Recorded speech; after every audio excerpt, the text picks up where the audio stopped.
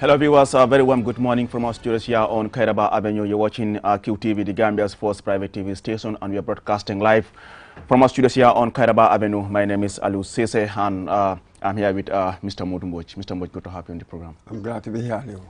Well, viewers, from wherever you're watching us from, today the President of the Republic, President Adama Barrow, is going to deliver what is going to be his 7th State of the Nation address since he was elected in 2017. I mean, it is a constitutional requirement that the President must appear before the Parliament every year to deliver the State of the Nation address, which highlights his government policies and programs, looking back at what happened and preceding year in terms of his achievements and challenges, but also looking ahead to the incoming year as to what his policies, program, and of course legislative reforms in terms of moving the country forward. I mean, for a country that's grappling with high cost of living, unemployment, I mean, corruption, I mean, among other issues, poverty as well. I mean, many will be waiting to hear what the President has for them as far as his 2023 State of the Nation address is concerned. I mean, we know the government is said, I mean, it has done a lot as far as, I mean, trying to improve the infrastructure of the country is concerned, and it has also expressed its concern about the high cost of living among other social issues affecting Gambians. Well, joining me, like I said, is Mr. Modumboj. My colleague Ansman Esonyazi is in Banjul as well. I mean, to get us all what is going to happen there. I mean, but Mr. Mboj, State of the Nation address 2023. How important is this for the government and, of course, Gambians? In theory, it is highly significant because this is where really the President gives us the deliverables, as it were, for the next year. And then we can hold then the government to account. It is important that we know these things. What is the plan and the like, so that we can hold it to account. So it is highly significant. That is why it is a constitutional requirement. It is because of its significance that it's given that constitutional embedding. So this is the key, and we've been doing this for a number of years now, haven't we? Yeah. So absolutely, everybody would be listening. Really, what is he going to do? Yes, you've already mentioned the high cost of living, and then also even recently the local government elections, the mayoral and chairmanship elections, and the results. Employment, I mean, employment and all of these so things. He's going to, point out some of his policies and programs as far as the issue of corruption, passive corruption in government and all those stuff. I mean, so it will be, would it reflect sort of lessons learned? It will be interesting to hear the tone. What tone would it take? Somehow, for some reason, some people tend to think that he comes out sort of confrontational sometimes, even though after the elections this time he was more conciliatory. So we'll see what tone the address will take this time. Are you hoping to see anything different from the previous State of the Nation address? Fundamentally, no. Because we are having to operate within sort of narrow, restricted sort of confines, given our situation right now.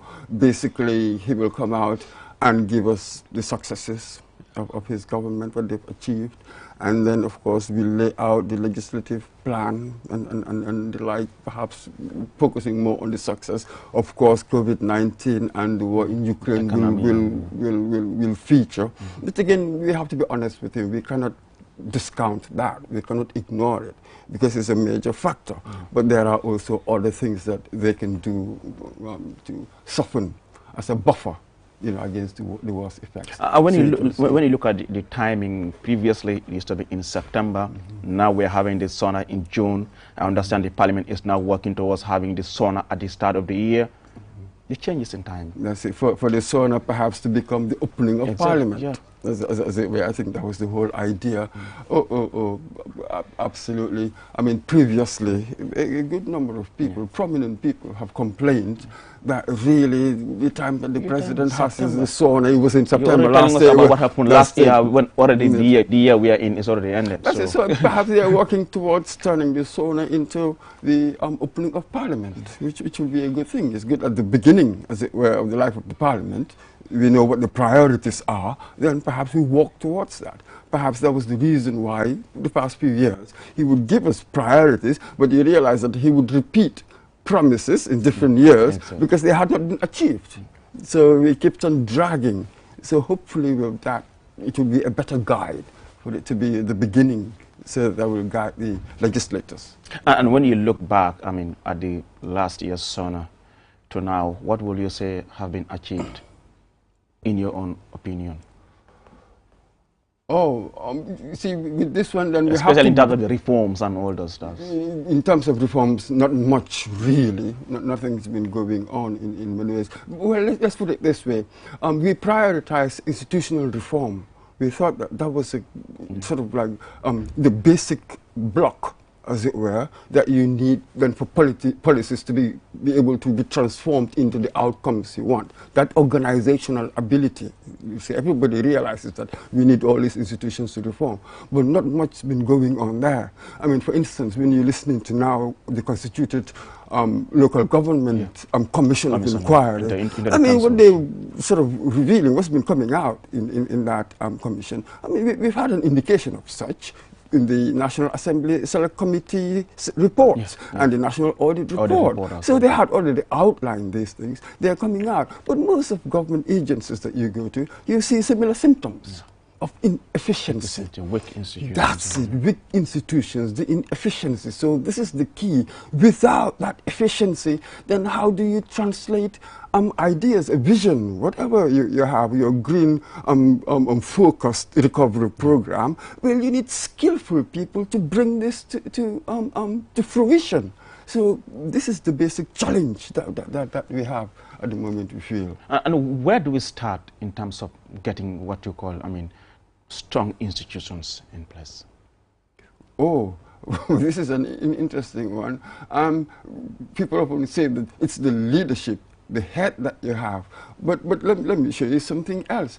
For instance, we have had heads of certain institutions, and it appears to many, these people sort of try to reform the place, but when the workers ganged up against these leaders, the workers were removed. Exactly.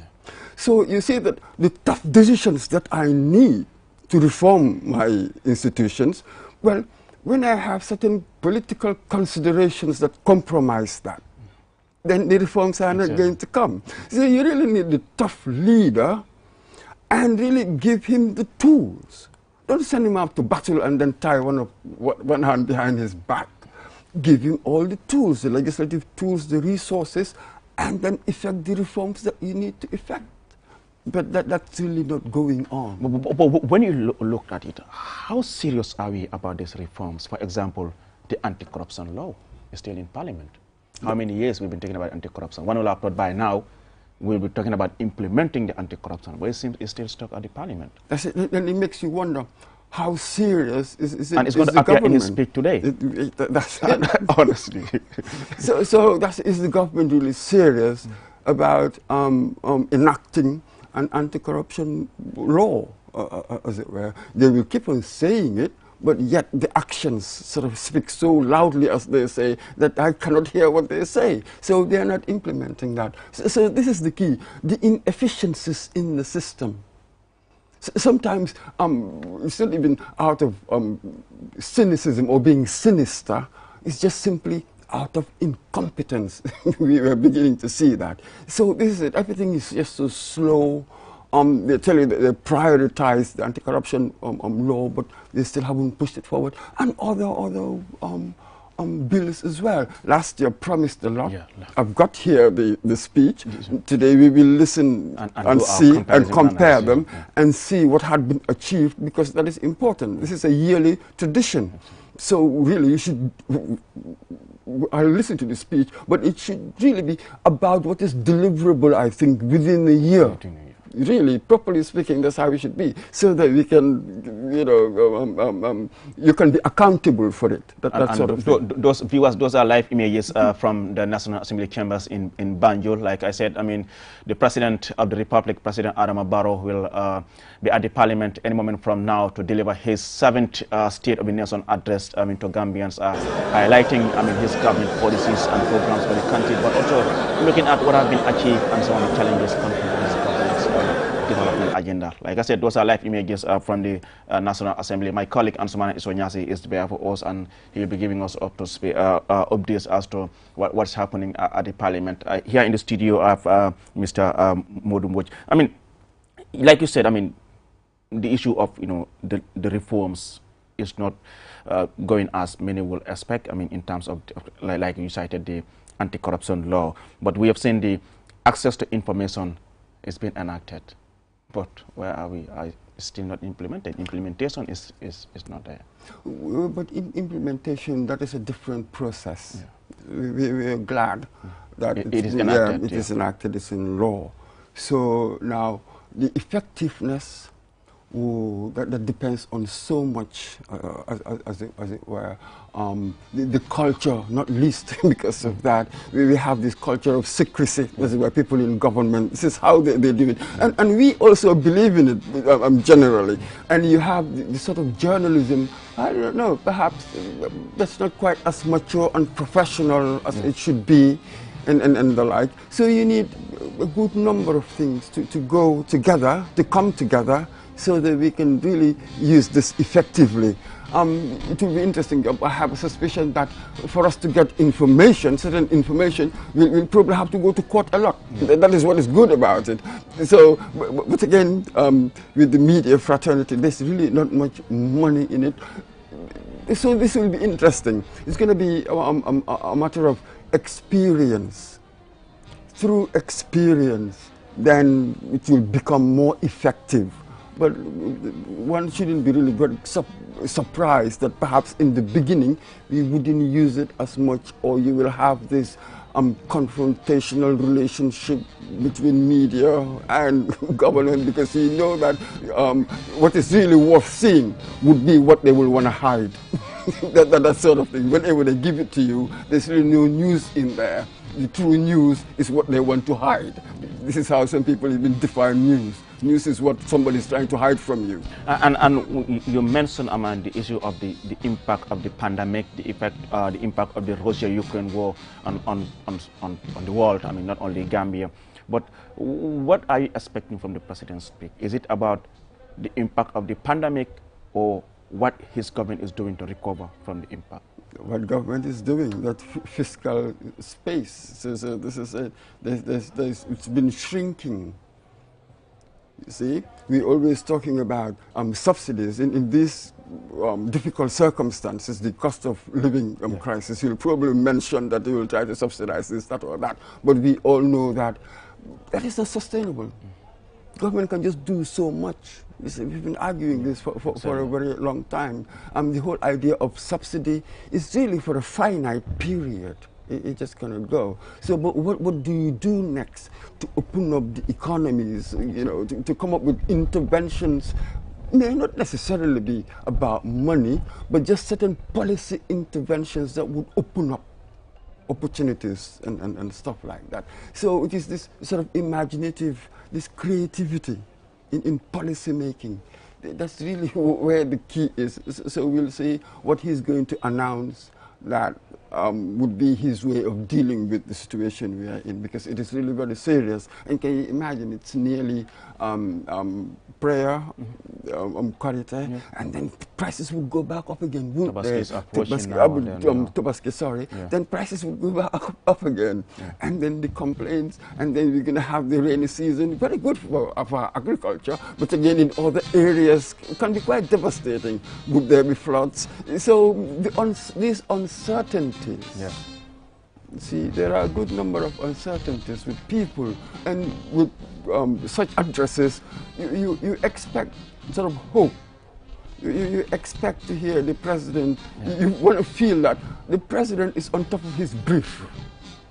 He knows what the situation is, and he's got a plan for us. That's the sort of thing you want to hear from the president, hope, resilience.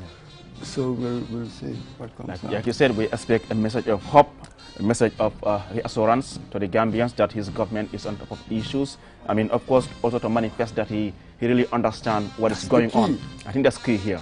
And not just, having ministries bringing you statements and it's compiled and you just come and read. I think there should be that manifestation that, you really understand what is going on. You really understand the issues. I think that's key. There's a suggestion here. There's a suggestion. Some people do say that perhaps our president relies too much on, I don't know, ministers, these key government officials.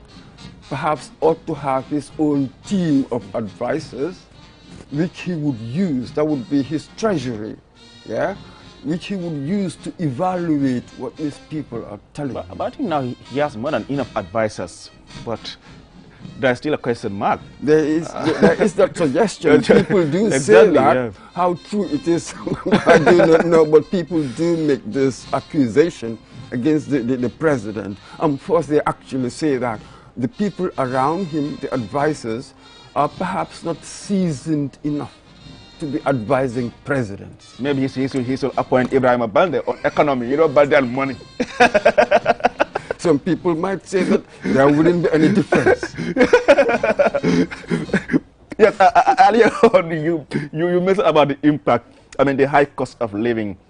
In the Gambia, like we always say, it's a tax-based economy. Some people will say caste-based economy and all that stuff. But you talk about agriculture, very important sector for this country, Mr. Mboj. It seems, we still have a long way to go. Despite the fact that we are endowed with everything that is required to do well in agriculture. But implementation, a lot of funding is coming in for agriculture. Yes, but you know that, as we often say, private sector must come into it in a massive way if we're going to have sort of a kind of critical mass of difference, if you know what I mean, so that we can reach that threshold that would make a difference. No, not now. Korea, they're coming in. I said there are ideas in the pipeline, and right now there are projects coming in every year. We sort of argue over fertilizer. Exactly. And every year, when it comes to harvest time, we argue over selling. Absolutely. So here, perhaps the trick would be how government can get that balance between private and public. How do you get that balance? So far, we don't think that we have. Do we have a consistent policy, strategy, as it were, that will also take private sector into account, a broad, comprehensive strategy, and we following this strategy? Are we doing that? I'm not sure. I'm really not sure. So that is work in progress. Like most things, work in progress. Of course, you may have critics who will come and say there's nothing going on, but that is rarely the truth. You do hear sometimes. The other day, I certainly heard the Minister of Agriculture, Dr. Demba Sabali, talking about becoming self-sufficient, as it were, in rice production. I said, I don't mind you saying stuff like that, making such statements, but what are you doing to change it, especially when you put it within the context of our reality? I think that we produce only 17% or perhaps less of what we consume. So much of what we consume comes from outside. But again, what is the strategy? What are you doing? Nobody is convinced at all. They just make these assertions, and then with established this, we've erected that sort of thing. I think most of it are just political statements. They just gather, organize workshops, and give us these beautiful statements. But when you get to the ground, Mr. Mboj, you see a different thing. For some of us who are from rural Gambia, who are only here, to make ends meet, when you go back home and you compare how agriculture used to be before and now, you will realize that a lot is going down. Absolutely. And you look at the statistics, a lot of the young people, Gambia, we are mainly young, they're all coming over. So you have this massive drain, as it were. Who are the people who are going to work on agriculture? That sort of thing. So they're all coming over because there's nothing, no reason, no incentive for them to stay. So how do you make it more attractive for them to stay? At least to reduce, to stem a bit the tide, as it were, as they call it, of urbanization. That is a huge challenge. So they will talk about, oh, we've opened up this scheme, we've opened up that workshop, or we're doing this in training. They will tell you all of these things. And also we brought tractors, We but how much do those tractors serve the farmers? That's it, all the inputs, but again, I need to see the output to really say how effective this has been. So it's really, when it comes to assessing, evaluating outputs, then a lot of question marks begin to appear. There's no denying that they are putting in the inputs, so-called inputs are there, but again, it doesn't end there. I want to see that input converted, as it were, to what I wanted to, the output. For you, the output is the most important thing here. It is the whole point. It is a determining factor. It is the whole point. So that's why we keep on insisting on it. But again, with them, they keep on insisting on process, or we've held a workshop, we've put in this money, we've put in that. It depends whether that will yield. So this is where skill comes into it. This must be said. A lot of people talk about their integrity and that sort of thing, and their love for Gambia. So, oh, fine, I'm cool with all of that. But do you have the skill to really get things done? In the end, that's all it is about. Can you get things done? And it appears that all that we get mostly is that, oh, they will give us a litany of all the problems. And it appears the president will be at the parliament any moment from now. But let's now look at health and education, another two key sectors in our country. The other day, wasn't it, when the World Bank released the Human Development Report? Capital, and capital, let's say, that's like, like skills, nutrition, all of it, of the people. What was it that we heard? We need a lot of work to do with our teachers. We've long suspected this. We've seen these things in other reports. The World Bank, in its previous report, also said it, that even the so-called qualified teachers, when you give them certain tests, really standard world-class sort of tests, they tend to fail. So quality of education, which is absolutely key. It indicates it in the report that, yes, when it comes to inputs, as I've said before, they will tell you that we've got the intakes now, female students, girls. You have more girls, especially at that primary level, basic level, more girls. A lot of people are going to school. There's no denying that. But the quality of the education, that's the key. They've improved, they've increased the number of schools, granted, increased teachers. Mr. Mboch, I mean, those are the live images at the parliament. That's the presidential convoy, if I'm right. They are approaching the National Assembly building in Banjul, just at the entrance of Banjul. The president, like I said, is going to deliver his 7th State of the Nation address to Gambians today at the National Assembly in Banjul, where he is going to highlight his government's policies and programs, and also looking back at the achievements and challenges of his government in 2022, but also, I mean, looking ahead, I mean, to this year, of course, 2023, and that's why we earlier on spoke about the need to actually change the timing of the State of the Nation address. I mean, people are calling that, I mean, that it should be in January or February at least, to ensure, I mean, we have a timely a report from the president. I mean, we are, of course, almost in the mid of this year, and then the president is coming to tell us about what happened last year. Of course, these are things that should have been highlighted in January, while we look forward, I mean, to this year. But it's not bad. I mean, let's wait and hear what the president will have to tell Gambians as far as his policies and programs are concerned. Mr. Mboch, you talk about the issue of the education, I mean, the quality. Where do we start as far as fixing this problem is concerned, the issue of the quality? You talk about the issue of teachers. I mean, should we start from where they are being trained, the Gambia College? Of course. I think they already know that. That's my suspicion. Well, of course, when it comes to teaching, when you talk about teaching, always the first place to start is really the curriculum. What are you going to teach? And we know that with MOPSI, at least basic and secondary education. I once spoke to the director of curriculum design, Momuni Jan. Yeah. Yes, but that process It's ongoing. ongoing. We all know that.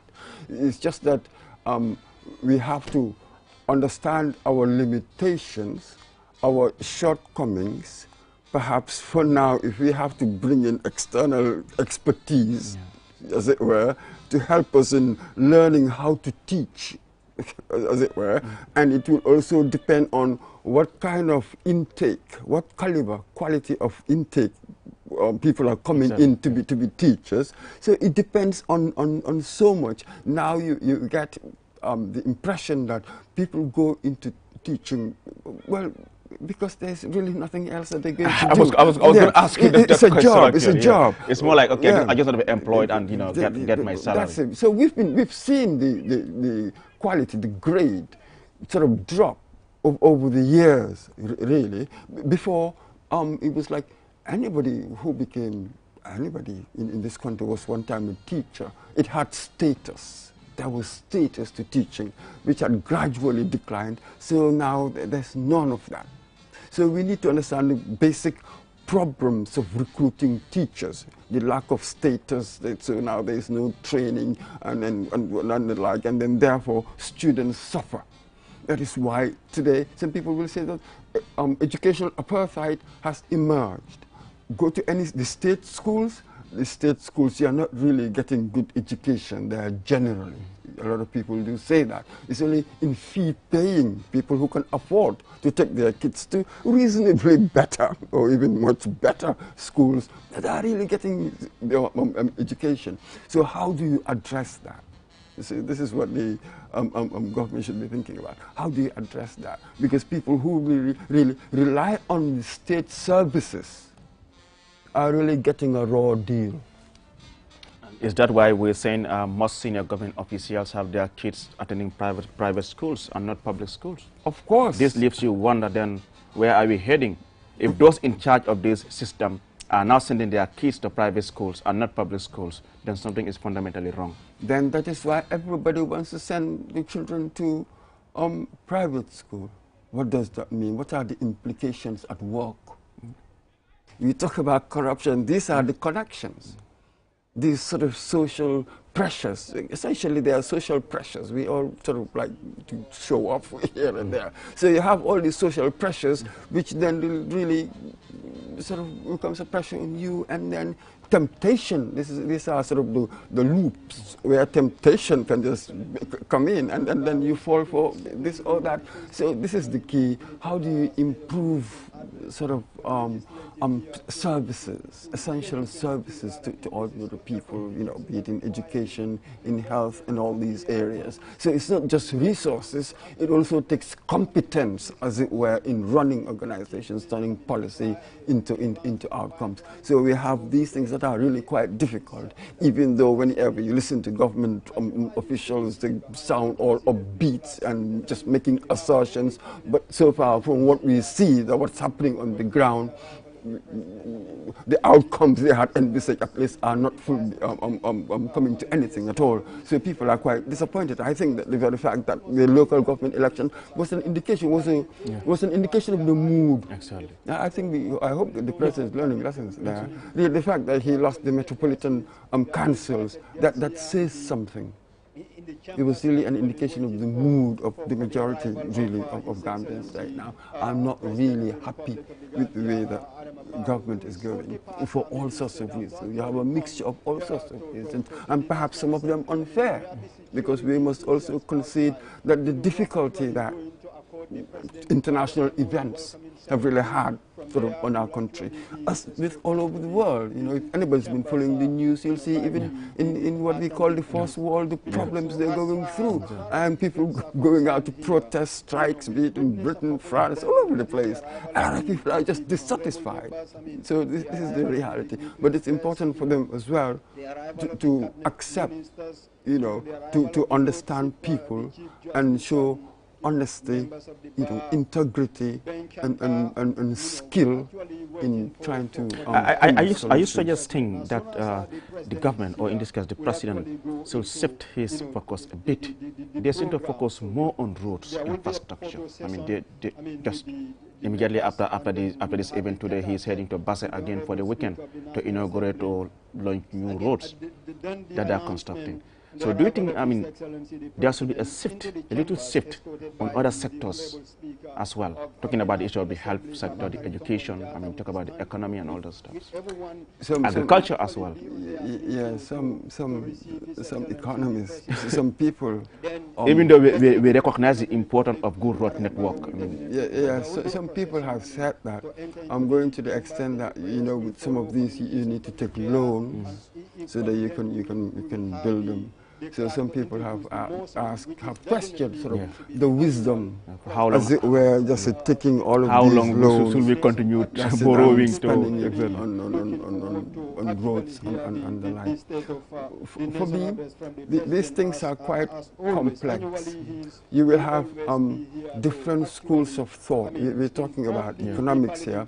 In the end, it's about one's judgment, one's economic judgment. So projects like that would sometimes be controversial. You have, when you look at history, you have had certain projects that were so controversial in their time, but years later people start to appreciate them. So there, I am really very careful what I will say.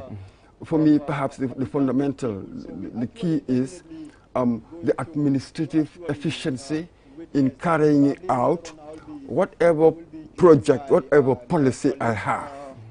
Because with the policy itself, some may be for it, others will be against it. Not for self-interested reasons, but because genuinely, intellectually, you disagree. So I wouldn't go there much. For me, I will just go to the efficiency of it. Are we building good roads? During the procurement, did we do it properly? I want to go to the administrative elements of things. How do we do things, as it were? Because there, at some point, if you're being honest, then you will have good advisors who might come and say, maybe we shouldn't focus on this much.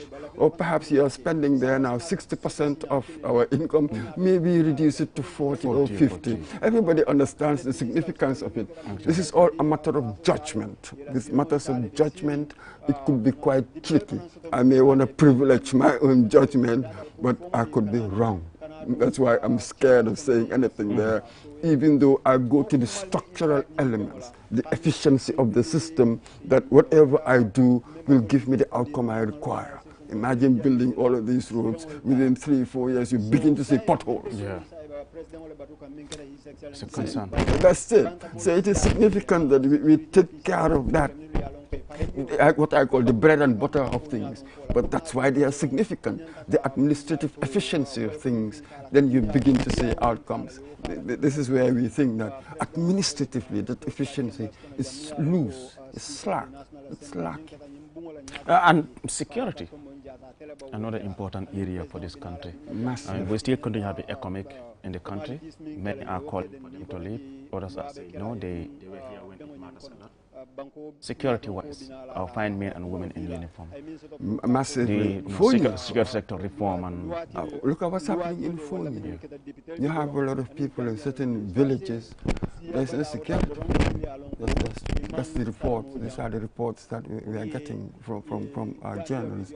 That's it. And yes, when you look around, you tend to feel that it seems we really have no idea what to do.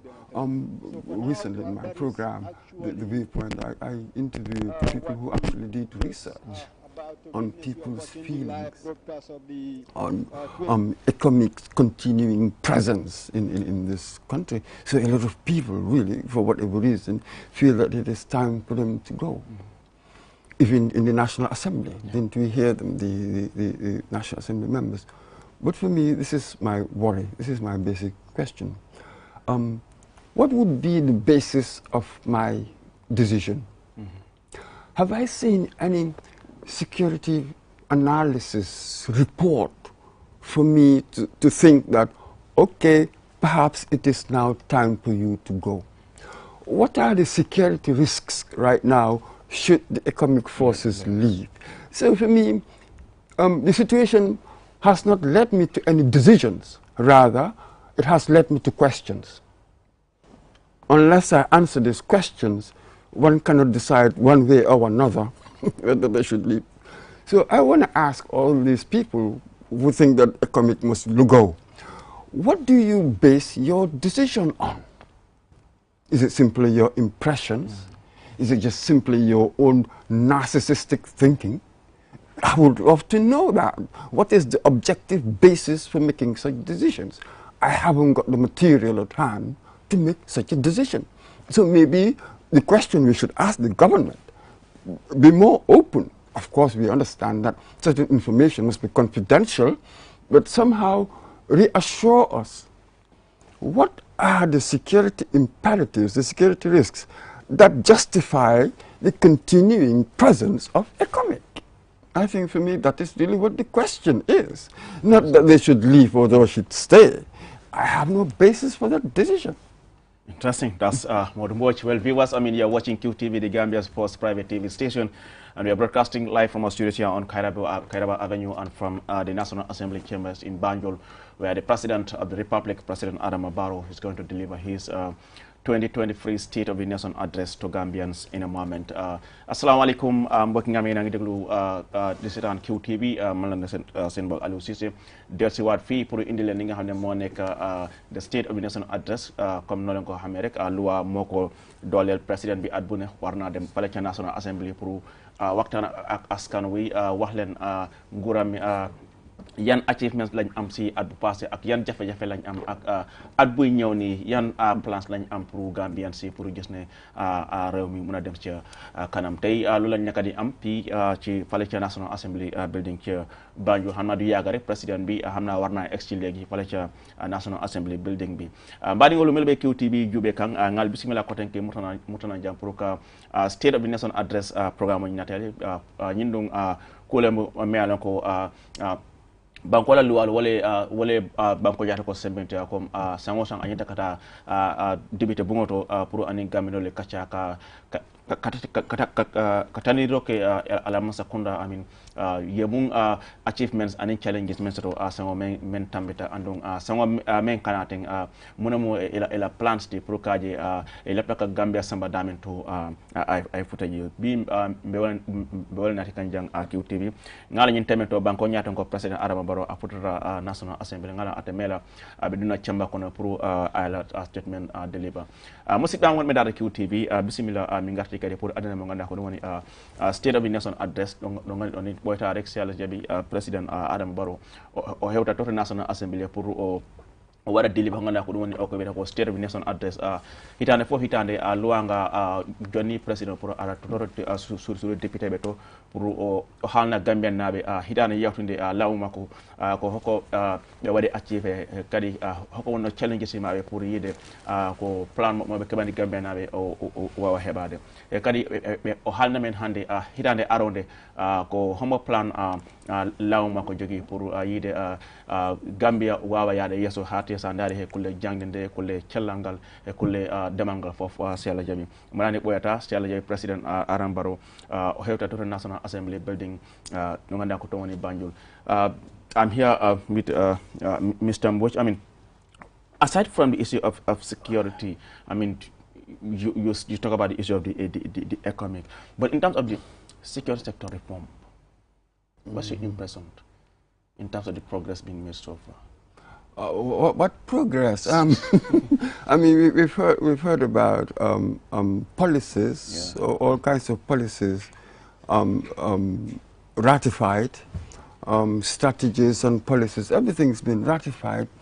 What movements? What should you do? You see, when you ratify all of these policies and the like, and then of course the next question for us, especially with journalists, then we'll be asking, okay, what actions should that lead you to? What exactly are you doing? You remember when we talked about, we had a few reports some time back saying that we needed to reduce the size of the army, for instance, something like that. But what did they do? Sort of almost playing this marketing game. They came up with right sizing. Right sizing. I said, that's a marketing genius. Downsizing. Downsizing. And that sort of, I said, oh, that's a marketing genius. Yeah. But you see, we've reduced politics to marketing. Right What sizing. on earth are you talking about with right sizing? Yeah. Would the number go up or down? Go down. It's really very simple stuff. Yeah. So that one shelved. It appears that we've shelved that one. And what about their training in all sorts of ways? But because for us, we are not sure that they're doing well. The very fact of ECOMIC being here, that in itself tells us something. Yeah. Yeah. Yes, Mm-hmm. yes. Mm-hmm. So it's a confession of some sort.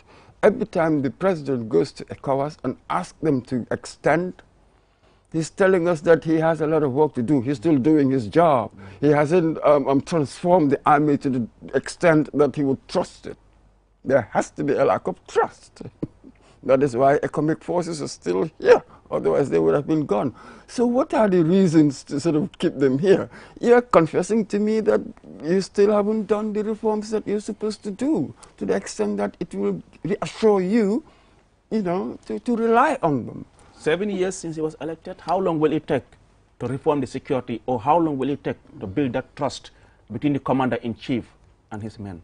Oh, I think that it will take a long time, to be fair to them.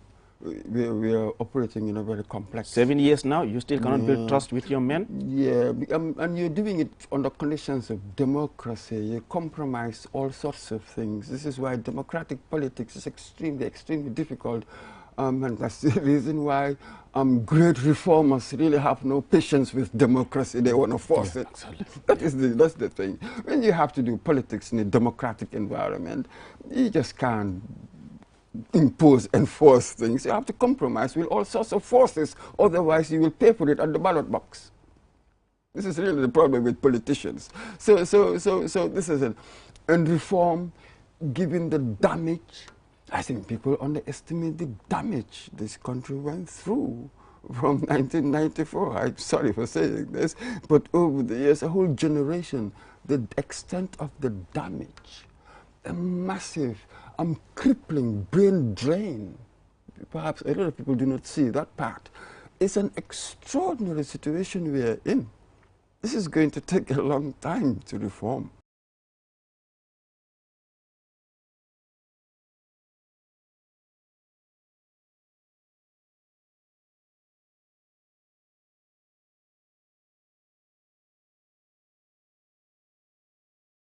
To retrench, I retrench. Of course, you do it in a smart way. Maybe you say something like, years. You are trying to retrain them to have, you know, livelihoods. You see, you just don't throw them out onto the streets. That wouldn't make political sense.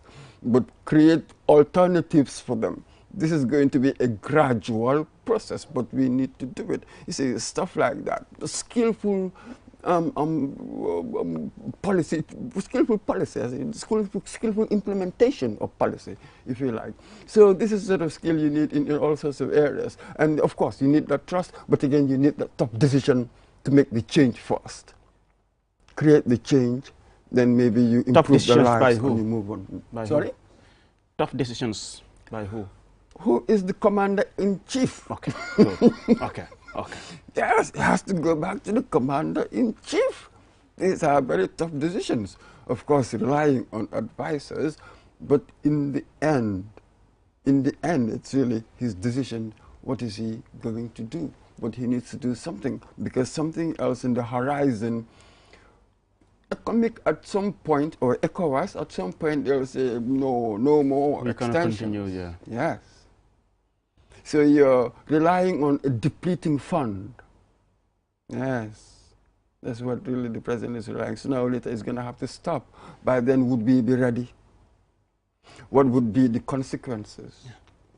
So he has to think about it in a very profound way, in many ways, because this will have implications, perhaps, in the much longer term, even when he is out of power. So that is why we want our politicians, so people who make laws and like people in key positions, to be conscientious. because your decisions can have far-reaching consequences on people. So he has to be very careful about it. And with us as well, we are seeing in the subcontinent that coups haven't quite gone. We haven't gone post-coup yet. The reality hasn't come yet. Especially in West Africa. West Africa, we've seen what's been going on. Already free. That's it. Guinea, Mali, and Burkina Faso. Yes. So we must be very careful there. What decisions would he take? Yeah? How can we make our army truly understand that it doesn't matter how painful things are politically, only civilians can sort out these things. It's a longer-term project. Building a nation is a long-term project. You can help. There are many, many ways that you can help, but going to the State House, that's not one of them. Interesting. I know it's quite interesting. Why come ko waxe rek amin delsi wat nañ pour indi li nga ne mo nek State of Nation address comme ni ko waxe rek at bu nek président bi dafa ñew National Assembly joxe li nga xamne mo nek adresse am pour wax ñu nguuram bi yan achievements lañ am ci at bu passé yan jafe-jafe lañ am waaye at buy ñëw ni yan plans lañ am pour mun a gis ne fuñ bëgg a yóbbu réew mi ñu àgga fa yow soo doon jastu last year State of Nation address ak tey lan nga nekk di expect from the president ci address am bi tey tey kay moom mooy dund gi ni mu cher high cost of living nit ki toog këram moom fu mu nekk moom loolu laa bëgg a dégg really o ñi nga xam ne xëy na amuñ ndox o amuñ électricité yooyu la ñoo bëgg a dégg yi nga xam ne dina improve seen lives. waaye dafa mel ni xam naa président baa ngay ñëw dugga ci chambers bi maa ngi gis naam si taxaw nañ maa ngi gis ku mel ni deputy speaker honorable CDSK Njie ak naam si yëpp tey teew nañ pour receive ki nga xam ne moo nekk président mu ngi nii dugga si ànd ak ki nga xam ne moo nekk di speaker of the National Assembly Honorable Fabakary Tombong Jatta, a former majority leader in the parliament, a seasoned politician, is now the Speaker of the Parliament, and he's here, accompanying the President as he arrived at the National Assembly to deliver his 7th State of the Nation address. I mean, mbaɗigol melɓe QTV joɓe ko yintemen to comme al ñabala ala screen to bankoña to ngo President Adama Barrow valente adunta nan National Assembly bumbata membe Banjul kabring melia bende wala mo Speaker of the Parliament wala mo Honorable Fabakary Tombong Jatta musidɓe ando ɗo joni President Adama Barrow o hewti to suudu député ɓe to ɗo ganduɗa mo ganduɗa ko kanko woni Speaker of the Parliament Honorable Fabakary Tombong Jatta o kanko waɗimo welcome kadi o waɗimo esco to suudu to ganduɗa député po heɓe dari pour let's now go to the Parliament and take a listing.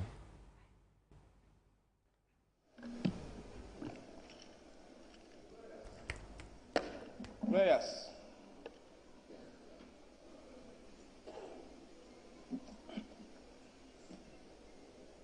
Almighty God, who in thy wisdom and goodness has appointed the offices of rulers and parliament for the welfare of society and just government of men, we beseech thee to behold with thy abundant favor us thy servants, whom thou hast been pleased to call to the performance of important trust in this land. Let thy blessing descend upon us here in this house assembled. Grant us that we may treat and consider all matters that shall come under our deliberation in so just and faithful a manner to promote thy honor and glory, to advance the peace, prosperity, and welfare of this country and of those whose interests thou hast committed to our church. Amen.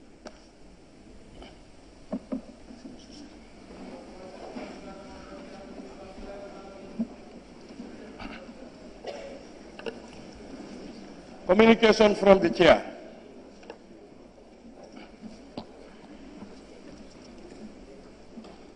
Your Excellency, the President of the Republic of the Gambia, Mr. Adama Barrow, Your Excellency, the Vice President of the Republic, my Lord, the Chief Justice of the Gambia, former Speakers and Deputy Speakers of the National Assembly, Honorable Deputy Speaker and members of this August Assembly, Honorable Cabinet Ministers here in present, former members of the National Assembly, members of the Diplomatic and Consular Corps, regional governors, Lord Mayors, and chairpersons of area councils, leaders of political parties, Secretary General and head of the civil service, and all senior government officials, service chiefs, vulnerable religious leaders, distinguished guests, the press, all other protocols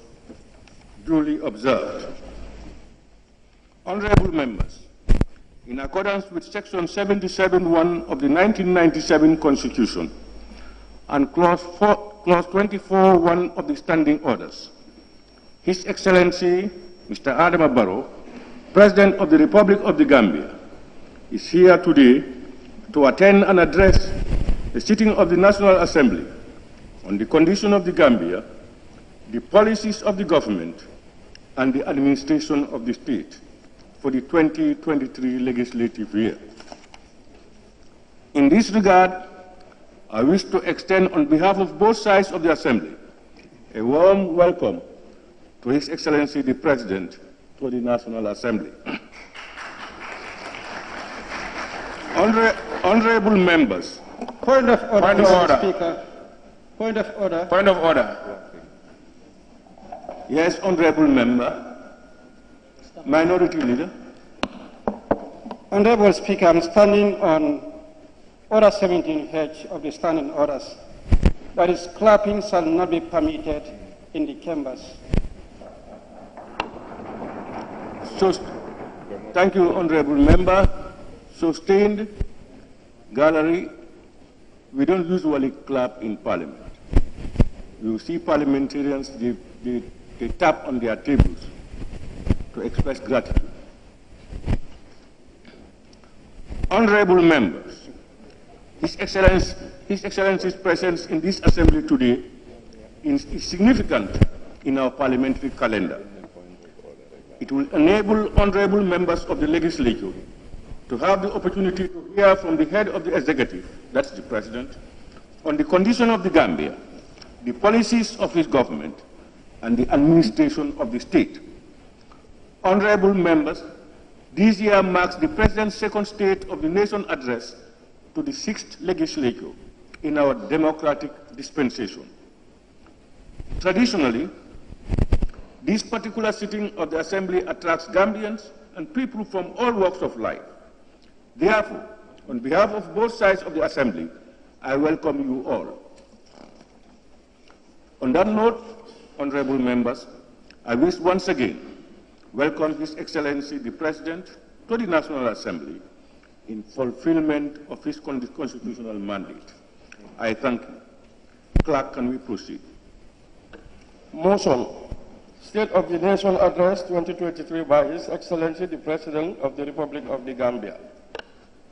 Honorable members, I have the singular honor and privilege to invite His Excellency Mr. Adama Barrow, President of the Republic of the Gambia, to deliver his address. Your Excellency.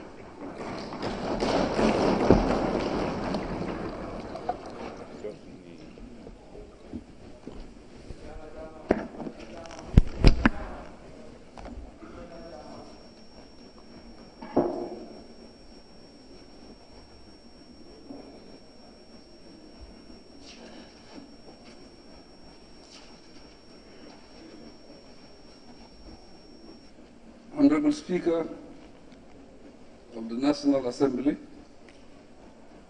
honorable members of the National Assembly, Your Excellency, the Vice President, members of the Diplomatic and Consular Corps, distinguished personalities, ladies and gentlemen, I always look forward to my annual engagement with this august body because it offers us the opportunity to interact formally as a constitutional requirement and informally as fellow citizens and complementary partners in the cause of national development. in view of our mandates within the major arms of government, we do not only represent the interests and aspirations of our people, but also form three distinct but unified and inseparable parts of the government machinery. The need for cooperation is therefore obvious. Mr. Speaker, lest my address is mistakenly perceived as an activity report, let me explain that it is a precise outline of how my government fared during the 2023 legislative year, with highlights provided on key milestones, setbacks, plans, and legislative matters of direct importance to this Assembly. Government channels its development endeavors through the public sectors and the policies, projects, and programs they execute. My deliberation centers on such interventions, as well as bilateral and multilateral engagements and events of special relevance. Operational matters, management, and administrative functions are not given prominence except where they have a direct bearing on my administration's performance or have consequences of national interest. Elaborate details on the content of my address are readily available from the sectors. National development, especially in developing countries, cannot be discussed without reference to the pressure that global events and trends bring to bear on low-income nations. To do so means losing sight of the context and environment that shape what we do as human beings, and how unforeseen circumstances, challenges sometimes frustrate national efforts. Reference will be made to these circumstances briefly, but I ask that you bear them in mind as you review my government's achievements during the year under review. As customary, the address focuses on the sectors, and I will begin with the finance and economic affairs sector as a basis for what follows. Finance and economic affairs. Honorable Speaker, the Gambia relies heavily on imports for consumption of basic commodities, including wheat and maize from Ukraine. This means that the disruption in supply chain will lead to shortages in supply, translated into strong inflationary pressures on the economy. As at end December 2022, inflation stood at 13.7%, from an initial projection of 5%. Generally, global inflation has significantly reduced the real incomes of people abroad. As a result, the Gambian economy faces reduced private remittances received and lower tourist arrivals, despite the strong recovery footings reported in 2022. This will continually worsen the negative impact on growth experience from 2020 onwards. Revenue performance during the year clearly highlights the negative effect of the crisis. Total domestic revenue collection in 2022 declined by 10% against the same period in 2021. Comparison of revenue performance from 2022 and 2023 between January and April shows that domestic taxes have increased by 5% during the period, whilst customs and excise taxes increased by 20% over the same period. The increase in global oil prices put pressure on government and forced us to subsidize fuel to lower the high pump prices. This had a negative impact on domestic revenue mobilization and the 2022 national budget. With less attention on COVID-19, infrastructure development activities resume and will remain a priority. In addition to the rural roads projects implemented by the Ministry of Transport, Works and Infrastructure, the road expansion and OIC-related projects are underway as the country prepares to host the OIC summit by December this year. Capital expenditure will therefore persist to contribute greatly to total expenditure.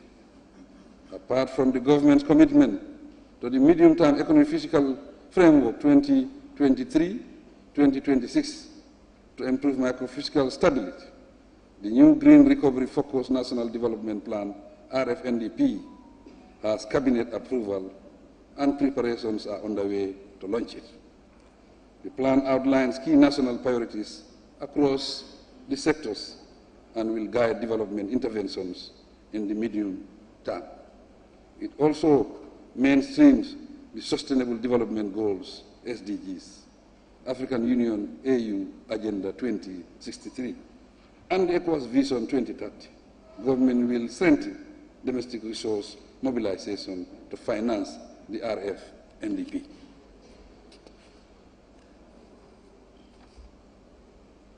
An International Monetary Fund IMF team visits the Gambia, conduct a diagnostic exercise of the country's governance and corruption vulnerabilities. The mission commended my administration for the progress achieved so far, especially for bringing various legislations in line with best practices, and they shared useful observations with us. Since 2017, the Gambia has engaged in governance reforms across our institutions. These include enactment of new laws, such as the 2018 Central Bank Act, the Access to Information Law 2021, and the Public Procurement Act 2022. Along these lines, bills developed include those on anti-corruption, anti-money laundering, countering the financing of terrorism, as well as those on public finances, state-owned enterprises, and banking. All these are meant to contribute to the achievement of our national goals and targets. Also related to economic growth and management are action taken to modernize revenue mobilization. For example, the digitalization and automation initiative introduced during the year under review are significant achievement worth reporting. Rolling out the GRA automated system for custom data at Sugar Wall and the ongoing efforts to develop an e-procurement platform will jointly upscale revenue generation for development purposes. Furthermore, my government has brought the banking sector regulatory and supervisory framework closer to international standards. With this, we look to more significant economic development prospects, despite the current global crisis as setbacks to contend with. Agriculture. Mr. Speaker, the agriculture sector is strongly committed to strengthening its policy, environment, and program implementation efforts. In this respect, emerging challenges will be persistently addressed through new policies and initiatives. To provide examples of such undertakings, a national fertilizer policy has been formulated and validated, and the development of a strategic plan is at an advanced stage. This policy seeks to enhance fertilizer access and targets subsidy beneficiaries for greater production. In pursuit of commercial farming, the sector will promote mechanized land preparation by supplying labor-saving machines, since harvesting is among the least mechanized production activities of the target commodity value chain crops. Investment will increase to mechanize the harvesting of cereals and stimulate increased mechanical tracing. My administration is also enhancing the capacity of breeders and introducing Gambian farmers to fortified short-term and high-yielding varieties that are resistant to the adverse effects of climate change. Using PPP models, we will foster the establishment of processing companies to establish processing and production systems. Hopefully, these interventions will generate employment and market value promotion. There will be an incentive-based risk-sharing system for agricultural lending. The Minister of Agriculture has initiated the Gambia Incentive-Based Risk-Sharing and Agricultural Lending Facility project to improve access to finance by de-risking lending to the agriculture sector. The project will collaborate with financial institutions to avail farmers and value chain actors of the needed finance for a transformed food system. The lending project and inclusive strategy will contribute to removing access barriers to credit for actors along the agriculture value chains, and beneficiaries will access credit through a risk-sharing mechanism. Communication and digital economy. Honorable Speaker, the creation of the Ministry of Communication and Digital Economy affirms the government's desire for rapid digital transformation and utilization of ICTs for socio-economic development. On policy matters, the Ministry is developing a holistic digital economy policy and strategy to provide sound guidelines in view of the new orientation and increased prioritization of digitalization. It is also formulating a comprehensive digital economy master plan in collaboration with the European Union. Concurrently, the process of developing a cloud and an open data policy and regulatory framework through this important initiative has begun.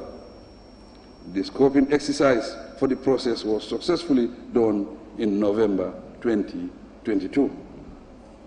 As part of digitalizing of our government administrative system, Cabinet approved an email policy this year to encourage and promote the use of government emails and email platforms for effective implementation of the digital government initiative. The policy will center on transition routes into a more formal inter- and intra-government communications network. For more efficient resolution, preparation of a communication bill is in progress.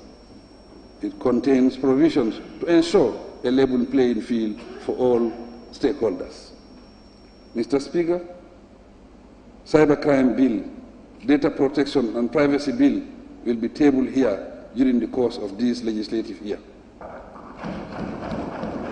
This bill will instill confidence and security for the safe use of our digital systems and services, as well as combat crime and criminal activities online.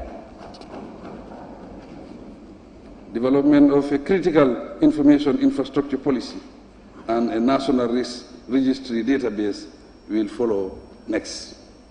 Government will also improve the connectivity and reliability of our communication infrastructure by investing in a second submarine cable. This will be funded by the World Bank under the $57 million West Africa Regional Digital Integration Program. The financing agreement will be brought to this august body for ratification. Equally proposed is the adoption of a Startups Act during this legislative year. The framework is to articulate provisions for startups and give the country's youth more opportunities to reap the global digital dividends. The long-term evolution LTE 4G network, commissioned in 2015 as part of the ISDB-funded ECO1 project, was expanded in 2022 with 4 new additional base stations. Since its commissioning, the LTE network has saved government about $22.8 million annually. Besides, the ministry has allocated $6 million for its 2023 local development budget to support the LTE network and related sector activities.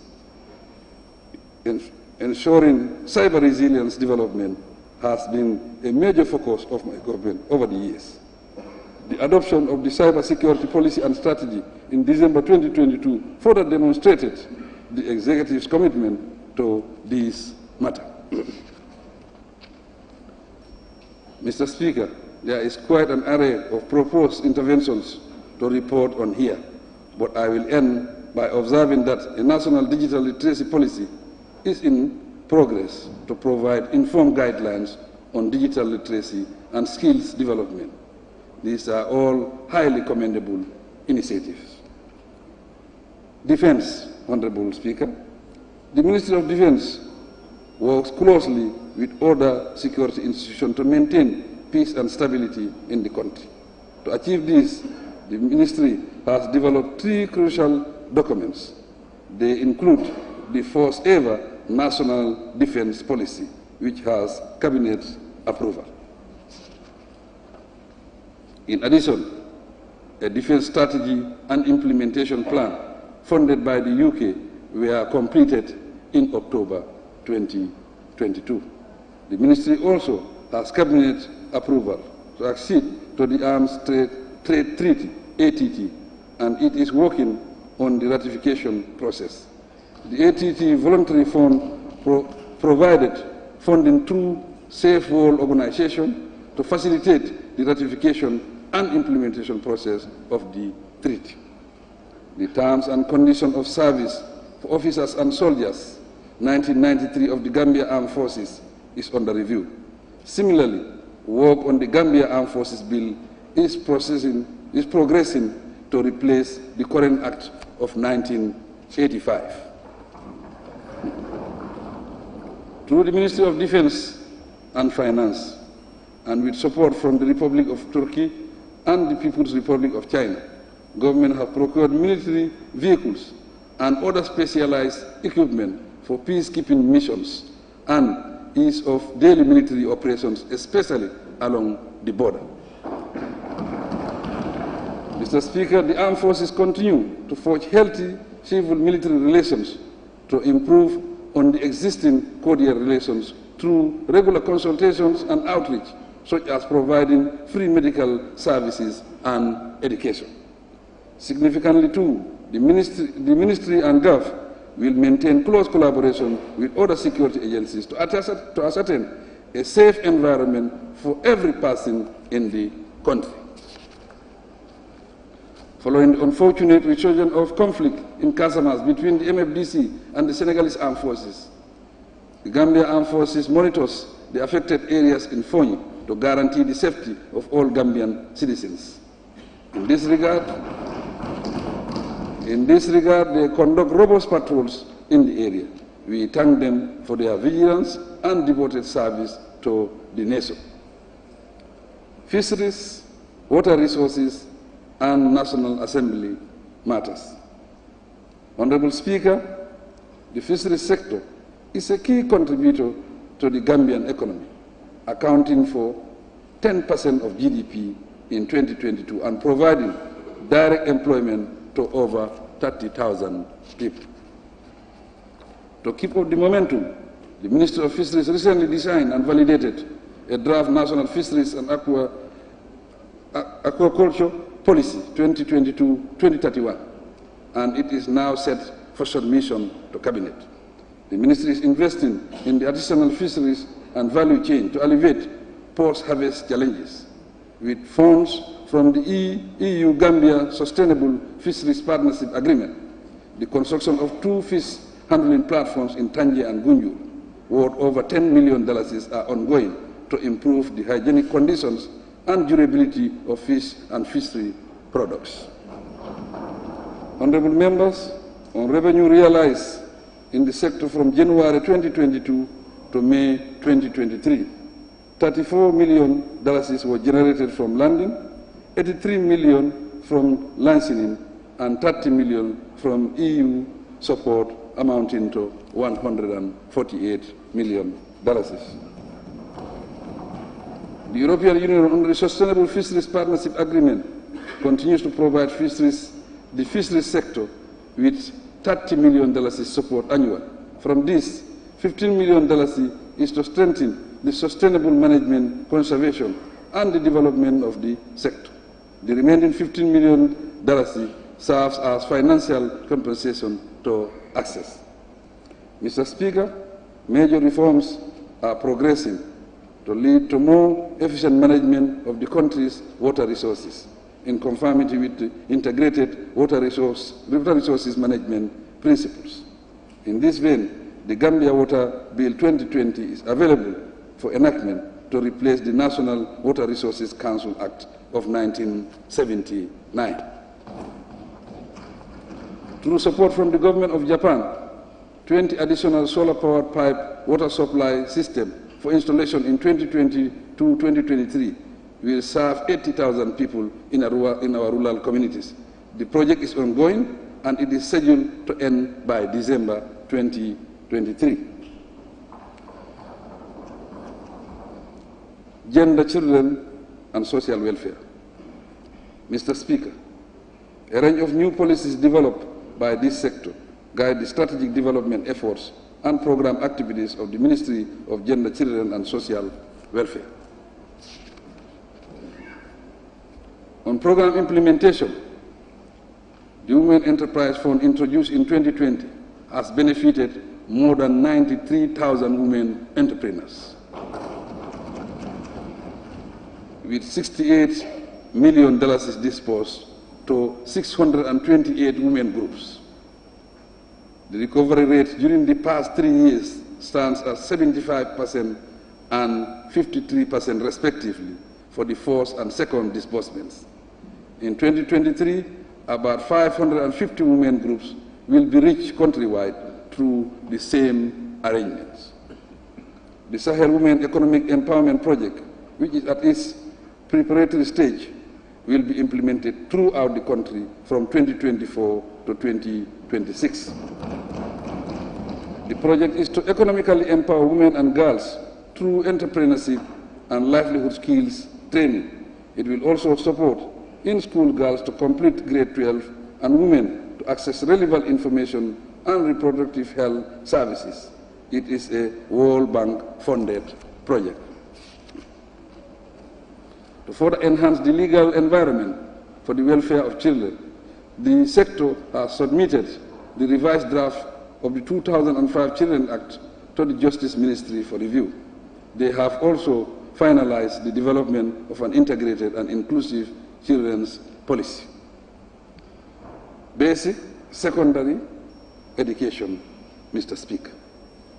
To make education readily accessible to children from poor families as well as rural communities, my government uses resources from both the domestic budget and development partners to provide innovative ways of reaching underserved areas.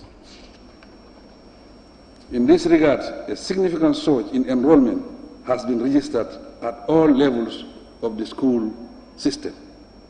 Specifically, early childhood and development enrollment increased from 126,573 in 2021 to 130,952 in 2022.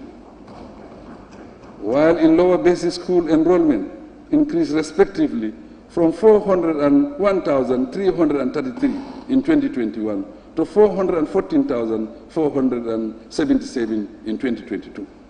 Similarly, upper basic school enrollment increased from 119,405 in 2022 to 123,081 in 2022. And senior secondary school enrollment increased from 76,537 to 78,706. These are significant increases. To meet the increasing demand for education, my government increased the number of schools for all levels from 3,426 to 3,518 between 2021 and 2022. To ensure quality education delivery, we consistently train teachers for both basic and secondary schools. Through these training packages, a significant increase in the number of qualified teachers is evident at all levels of the school system. At the early childhood development level, for example, the trained facilitators increased from 3,018 in 2021 to 3,283 in 2022. At the lower basic level, the trained and qualified teachers increased from 10,614 to 11,302 between 2021 and 2022.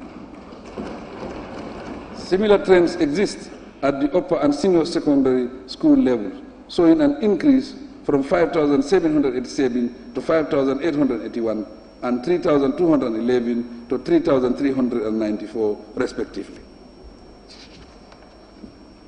As a result of all the investments in both access and the quality of education delivered, the number of students attending 0 credits or 0 passes in the West African Senior Secondary School examination dropped significantly from 1,477 to 884 between 2021 and 2022.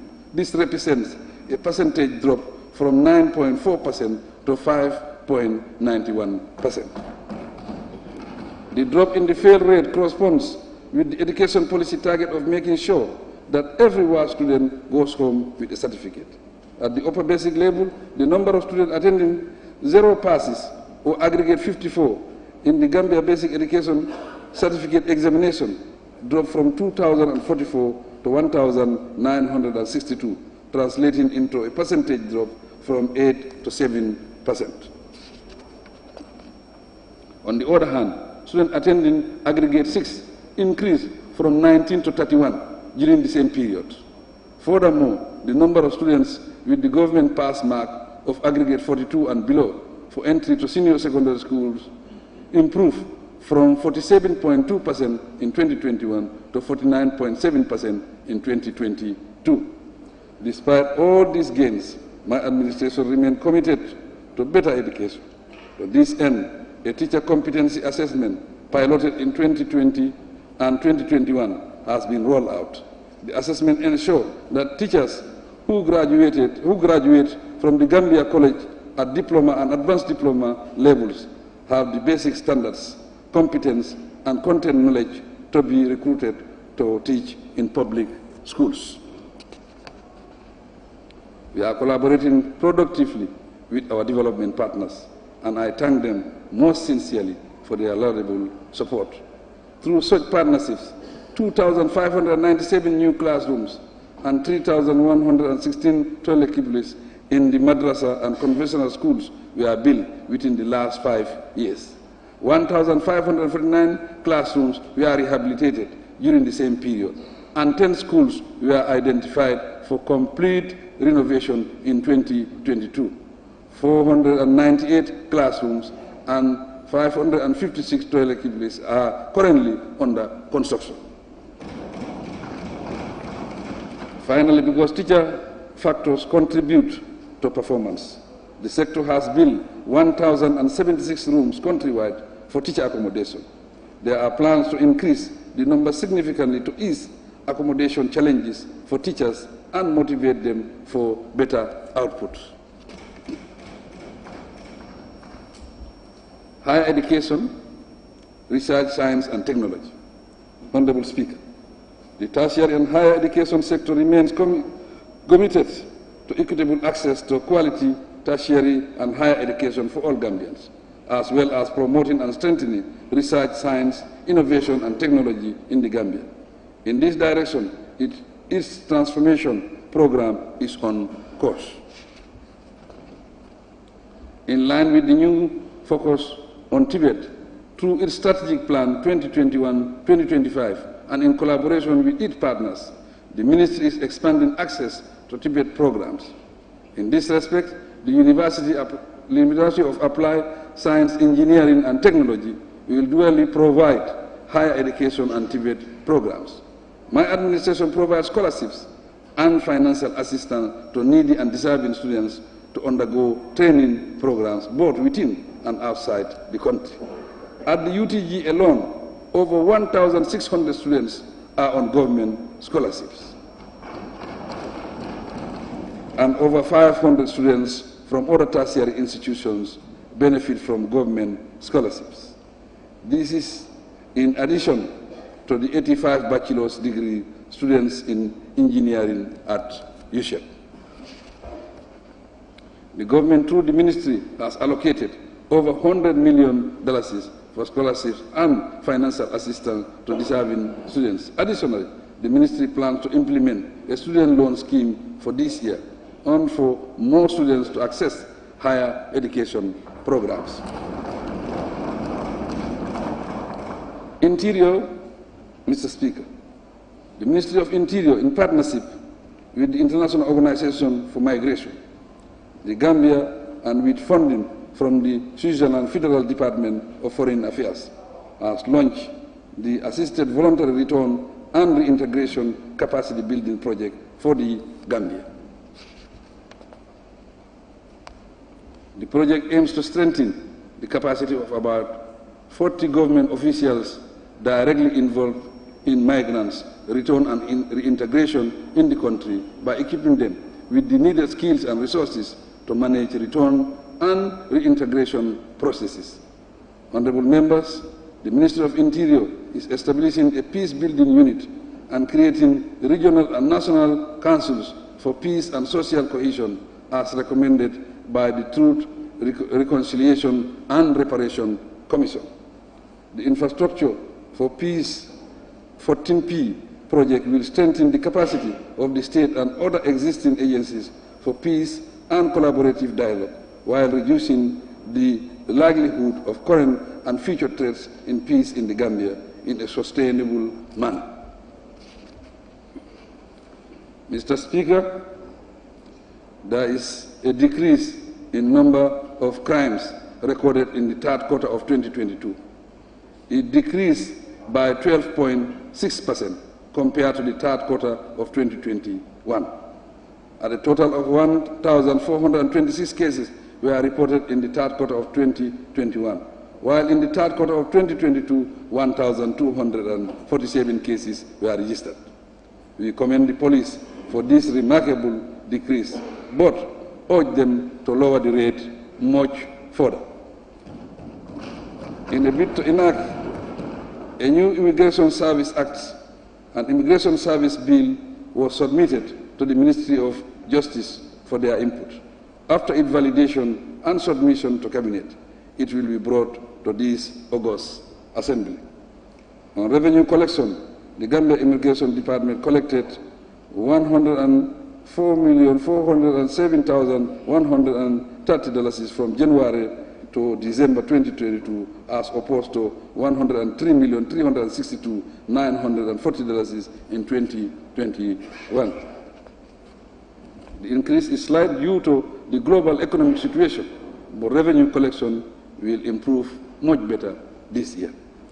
A key achievement of the Immigration Department was the development of a standard operating procedures SOP and its official launch in November 2022.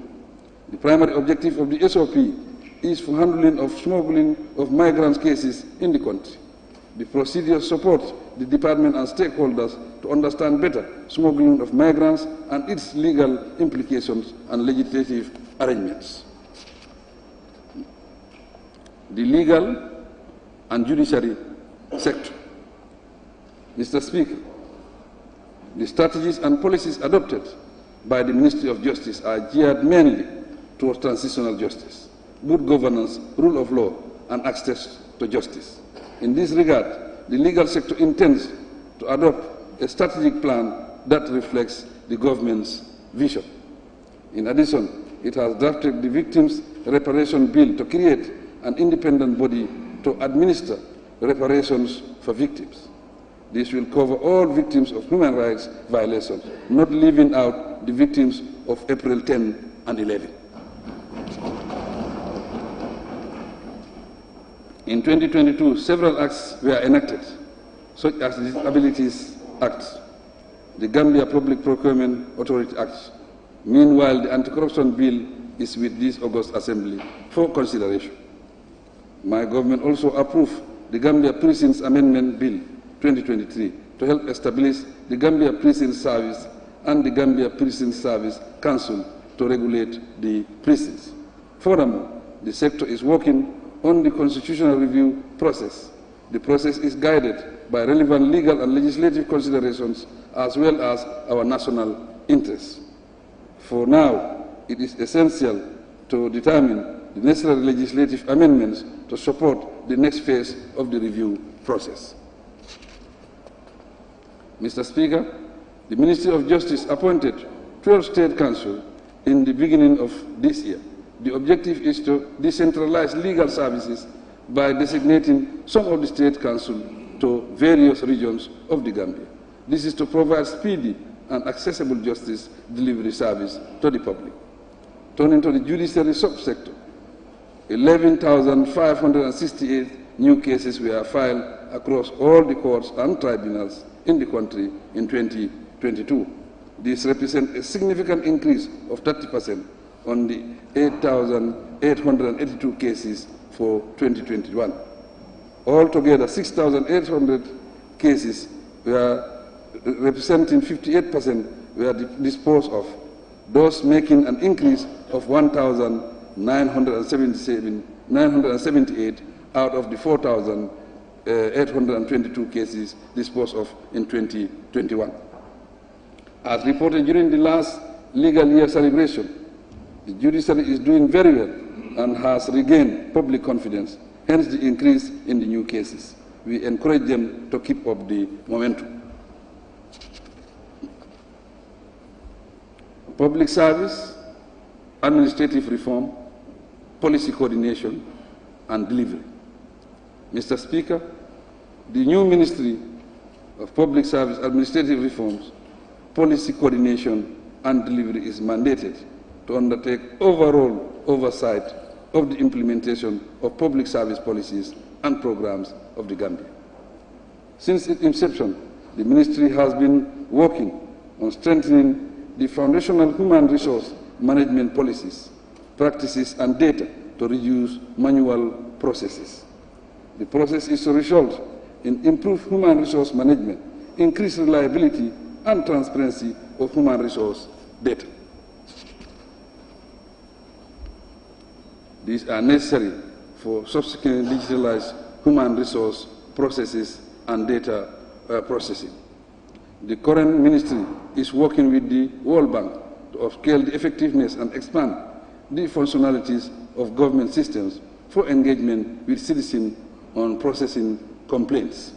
Mr. Speaker, the Department of Strategy, Policy and Delivery Service, as the technical unit of the Ministry of Public Service, and also the Secretariat of the National Economic Council, regularly provides instrumental support to my office.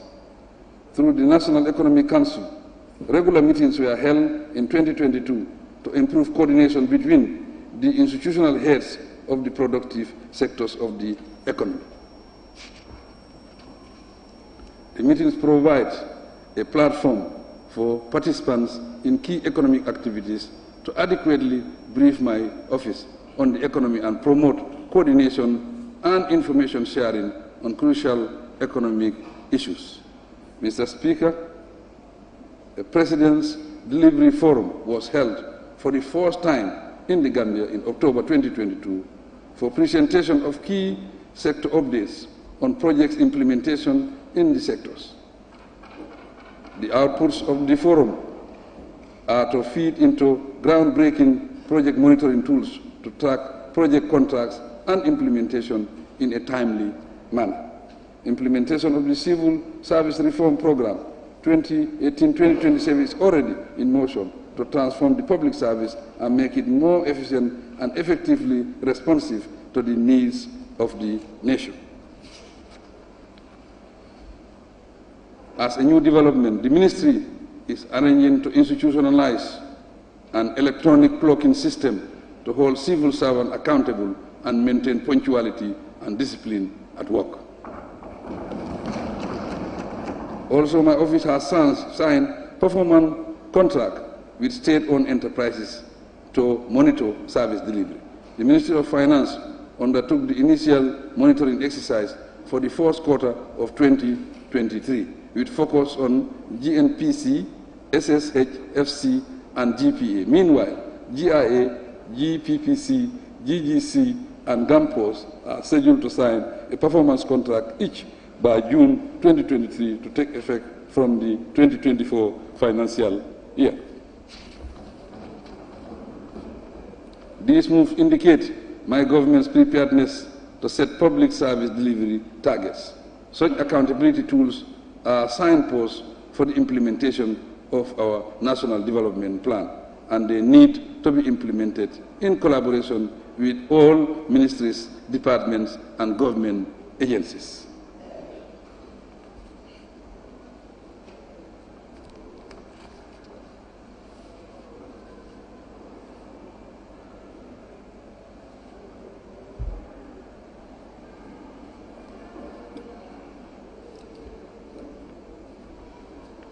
Transport, works, and infrastructure. Honorable Speaker, despite the post-COVID-19 recovery challenges, the transport, works, and infrastructure sector registered impressive results during the period under review. The sector steadfastly focused on road construction, resurfacing, reconstruction, upgrading to asphalt standards, and rehabilitation of selected roads across the country. To mention examples, the reconstruction of the Kerewan-Jawara Road to bituminous standards is in progress and stands at 90% completion. 60% of the 86-kilometer paved roads in the Nyomi-Hakalang area has been complete. Lot 1 of the North Bank Road is complete, and Lot 2 is 65% complete. They are 102 kilometers long. The construction of the Kian West Road is ongoing, with the completion status of the 39 kilometers of the paved road at 71%. In a similar development, the government recently secured funding from the Saudi Fund for Development, equal to $50 million to construct 50 kilometers of roads in the Greater Banjul area. Works on this project are ongoing. From the Kuwaiti Fund for Arab Economic Development, Arab Bank for Economic Development in Africa, and the Islamic Development Bank, government secured $79.8 million to upgrade the Badin-Harin Highway into a 3-lane dual carriageway of 22 kilometers. It stretches from Yundum to Sitting Corner. 55% of the civil works is complete. My administration now plans to upgrade 1,200 kilometers of selected roads in the next 5 years. And this year, the ministry will construct a length of 345 kilometers across the country. Like the new Basse main market, I am glad to state that the fourth phase of the Brikama market is complete and was inaugurated in March of this year. Phase 2 is at the tender stage. The Public Building Facilities Management Bill is with this August Assembly for consideration to develop and promote policies and regulations for effective management of government estate. Mr. Speaker, formal negotiations are ongoing to improve the ports and to build a new one. The Technical Committee on the new ports has submitted its report to the Ministerial Committee for their review, consideration, and onward submission to Cabinet for advice. on air traffic analysis of actual figures for 2022 indicate that 359,909 passengers were handled at the Banjul International Airport, which shows an increase of 44.3% over the previous year. Projections suggest that this upward trend will persist. Tourism and culture. Mr. Speaker, the National Council for Arts and Culture is working with UNESCO on a regulation for the National Endowment Fund for Arts. When established, the fund will finance various cultural and artistic activities, which is useful for the tourism sector. The draft regulation is ready for validation and thereafter submission to Cabinet. To boost tourism and position the Gambia as a homecoming hub for our African brothers and sisters in the diaspora, the Gambia will observe the bicentenary anniversary of the occupation of Georgetown, Makati Island by British and the subsequent arrival of the liberated Africans on the island. The festival will take place in the second quarter of this year.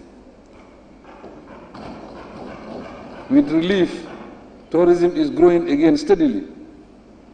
According to the submissions from the GT board, tourist arrivals pick up over the years from 89,232 in 2020 to 102,460 in 2021 and 182,795 in 2022. Arrival from our traditional markets increased, except from the 10% drop from Denmark. Arrival from the non-traditional markets increased by 47%. That is 10,908 tourists, compared to the same period in 2021. The sector projects 206,558 tourists this year, if all goes well. It is encouraging, Mr. Speaker, that the tourism sector has so far recorded 95% graduate employment out of 400 annual graduates from the Gambia Tourism and Hospitality Institute. An expansion program in the tourism and hospitality training up-country in partnership with the International Trade Center under the YEP project is earmarked for this year. Over 500 young Gambians will participate in various programs to build capacity and create employment opportunities. Trade, industry, regional integration, and employment. Honorable Speaker. This sector is focusing on improving the business environment, promoting private sector investment, supporting micro, small, and medium enterprises for trade development, employment creation, and strengthening bilateral and multilateral trade cooperation. For regulation purposes, the sector has reviewed and updated the Labour Act 2007. The draft bill is awaiting a third reading by this August body. Its enactment will bring our labour laws to ILO standard and facilitate labour administration in the country. It will also encourage employment. To strengthen labour administration, the sector is revising the Injuries Compensation and Factories Act. It will be submitted to this Assembly ultimately. In November 2022, I launched the National Employment Policy and Action Plan, NEAP, 2022-2027, to reduce unemployment decisively. The Ministry of Trade, Industry, Regional Integration and Employment has established a National Employment Technical Committee set for inauguration. It compromises public, private sector and development partners together with civil society for implementation of the NEAP. The committee will report to a cabinet subcommittee on employment. This demonstrates commitment at the highest level of government to address unemployment and underemployment, and by extension, poverty. The policy targets creating at least 150,000 jobs in 5 years. Regarding consumer and competition culture, a technical committee is revising the Competition Act 2007 and the Consumer Protection Act 2014 for effective enforcement of the Act and promotion of a competition culture in the economy. The administration will continually conduct market studies into the essential commodities and look into expired products as well as the pharmaceutical sector. Besides protecting consumer rights, a major objective of this undertaking is to curb anti-competitive practices amid the current supply chain challenges and surging prices. In the same vein, to enhance fair trade and rationalize prices, especially of essential commodities, my government has resolved to streamline and rationalize the national measurement system. The Ministry has completed the necessary legal framework, so I urge the Assembly to approve the Legal Methodology Bill 2022 for immediate implementation. Mr. Speaker, 10 out of 17 international companies, GAIPA granted and SIC, have started operations. 6 are now establishing their company infrastructure, but 1 company is yet to start operations. The planned investments from these companies amount to $70 million, with an estimated 2,130 jobs created when all the companies are fully operational. The Gambia remains active in Phase 2 negotiation of the AFCFTA, and we have prepared draft tariff schedules through a consultative process. The tariff offers covering 90% tariff for the liberation, 7% tariff for sensitive products, and 3% tariff for inclusion have been submitted to the AFCFTA Secretariat. The Ministry will embark on a sensitization mission as defined in the communication strategy to raise awareness on the AFCFTA, update the National Trade Policy 2024-2029, and develop the Africa Growth and Opportunity Act Utilization Strategy 2023-2028. Youth and sports, Mr. Speaker. The young people are the most productive segment of society and thus are stakeholders in the national development process. They face substantial barriers, however, in their quest to be productive and empowered citizens of the country. Insufficient access to knowledge, information, and strategic education is one of barriers making them less competitive at both the national and international levels.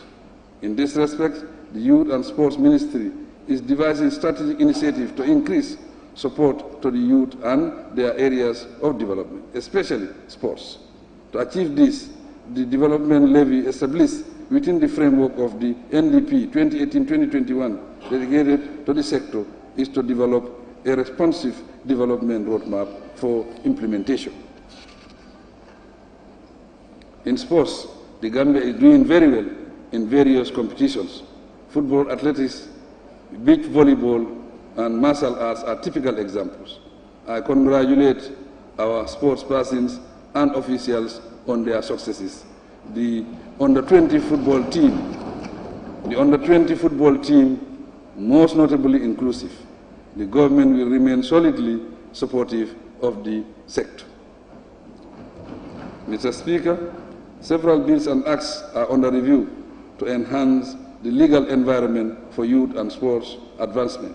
They are the Youth Bill and the Sports Bill, the NYSS Act 2015, PIA Act 2015, and NEDI Act 2013.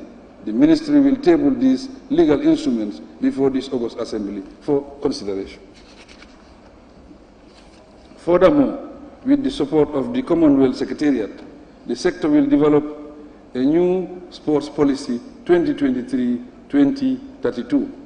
Apart from intensifying and expanding the NYSS apprenticeship training program to reach out to many more young people, the mandatory National Youth Service Program targeting university graduates is under consideration for implementation. Foreign affairs, international cooperation, and Gambians abroad. Honorable Speaker. My government remains obliged to pursuing a foreign policy anchored on the promotion of our national interests, respect for sovereignty, and the territorial integrity of nations. We will scale up strategic bilateral cooperation and partnership arrangements aimed at complementing national efforts in pursuit of our development objective. Our foreign policy remains forging more collaborative efforts on the international scene based on our shared principles and values, strengthening partnerships across the globe, and active participation in relevant regional and other international organizations. The Ministry of Foreign Affairs draft Foreign Service Bill and regulation respectively are near completion.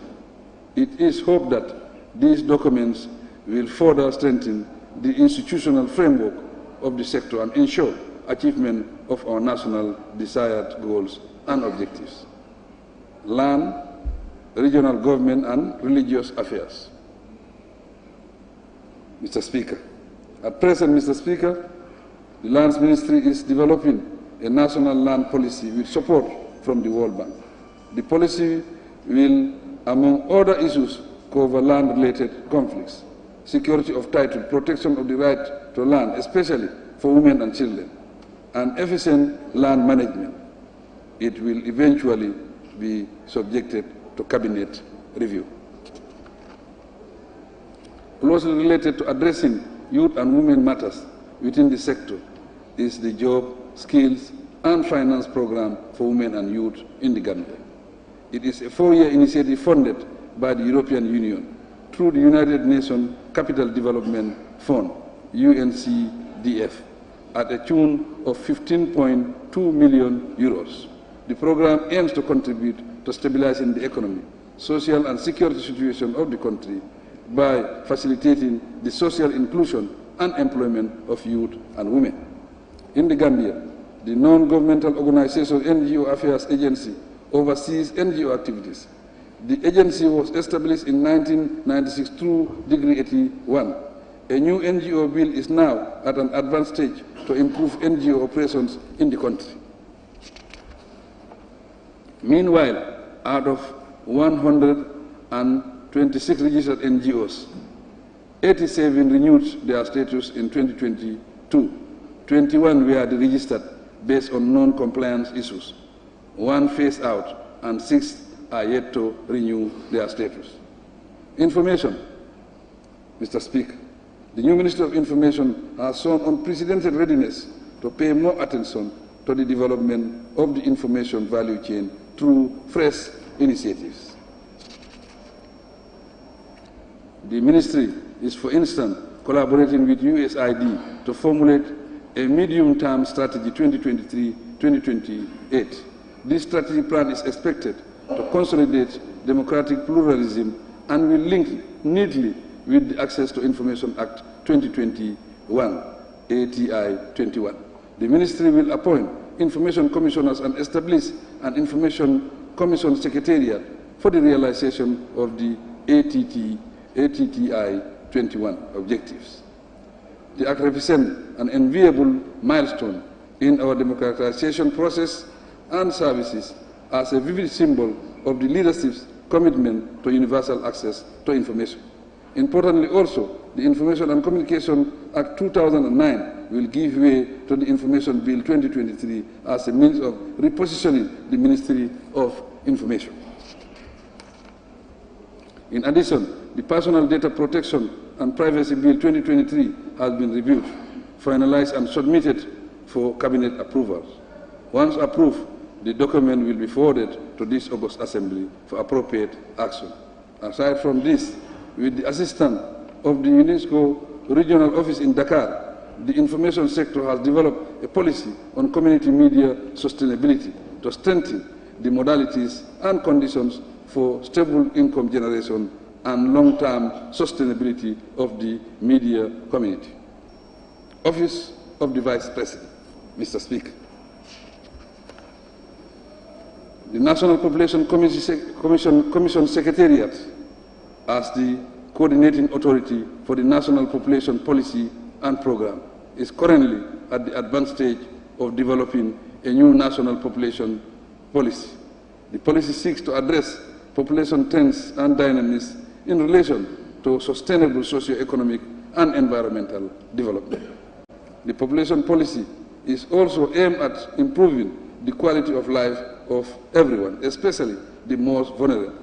The UNFPA country program and the World Bank deserve commendation for their sustained support to the Secretariat. Honorable members, following Cabinet's approval of the National Nutrition Policy 2021-2025 in December 2021, the National Nutrition Agency, with technical and financial support from UNICEF and the World Food Programme, formulated a multi-sectoral nutrition strategy plan in 2022. The plan is designed to guide implementation of all nutrition and nutrition-related programs and activities in the country up to 2025. In view of my government priorities as outlined in the National Development Plan in 2022, the National Nutrition Agency and partners continue implementation of the NAFA program, which is a component of the Gambia Social Safety Net project. It is a $31 million project jointly supported by the World Bank and the government. From the commencement of NAFA in 2021 to date, a total of 16,957 extremely poor households from the 20 poorest districts across 825 communities in WCR, LRR, NBR, CRR, and URR have received bi-monthly payments of $3,000. Additionally, for the first time in the country, there is legislation on social protection. The draft bill will be presented to this August body this year. It will seek to set standards for social service delivery to the poor and vulnerable communities, especially marginalized groups such as people living with disability, widows, orphans, and people living with HIV and AIDS. Mr. Speaker, 2022 was quite engaging for the National Disaster Management Agency, NDMA. The Gambia experienced disasters such as flash floods, windstorms, and fire outbreaks. During the period, NDMA and partners provided humanitarian support in cash and kind to many affected households across the regions. The National Disaster Management Agency policy developed in 2008, however, is now obsolete. As a result, NDMA has commenced the formulation of an updated policy and its accompanying strategy to address emerging challenges. The Gambia is a member of the Africa Risk Capacity and will benefit from a payout of $187,641 from this body. It is to support districts affected by a drought in 2022 due to late planting. The regions are specified in the Africa Risk View report. In December 2022, the Food Safety and Quality Authority validated the first national food safety policy with support from the European Union project and the World Bank, the World Health Organization. The document clarifies government's position on food safety and quality interventions and set out implementation measures of the country's food safety system. Petroleum and energy. Honorable Speaker, the energy sector remains my government priority, and we will steadfastly mobilize resources for its transformation. Also, we will maintain our relationship and work with all relevant partners for the successful implementation of the electricity roadmap.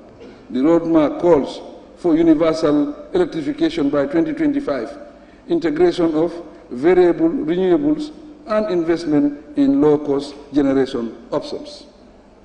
At the heart of this process is the National Water and Electricity Company, NOEC, which is being restructured for operational viability and sustainability. At the moment, the consequent project components managed by NOEC include the Gambia Electricity Restoration and Modernization Project, ECOWAS Regional Electricity Access Project, the Gambia Electricity Access Project, Nationally Appropriate Mitigation Actions-Based Rural Electrification with Renewable Energy Project, AFD water supply project in the Greater Banjul area, the OIC water project, and the EEP Gambia project. All these are designed to feed into the overall strategy of attaining universal access to electricity in the country. It is not surprising that the petroleum industry is affected by the impact of COVID-19 and the Russia-Ukraine war. It is also been impacted by the global agenda on energy transition, while the search for oil is ongoing. Therefore, my government remains committed to affordable fuel provision for the population, and we are cushioning the price hikes through subsidies. Meanwhile, among other strategies, the Gambia National Petroleum Corporation is leading the nationwide charge through the expansion of its fuel stations outlets and partnership for expanded storage capacity. Health, Mr. Speaker.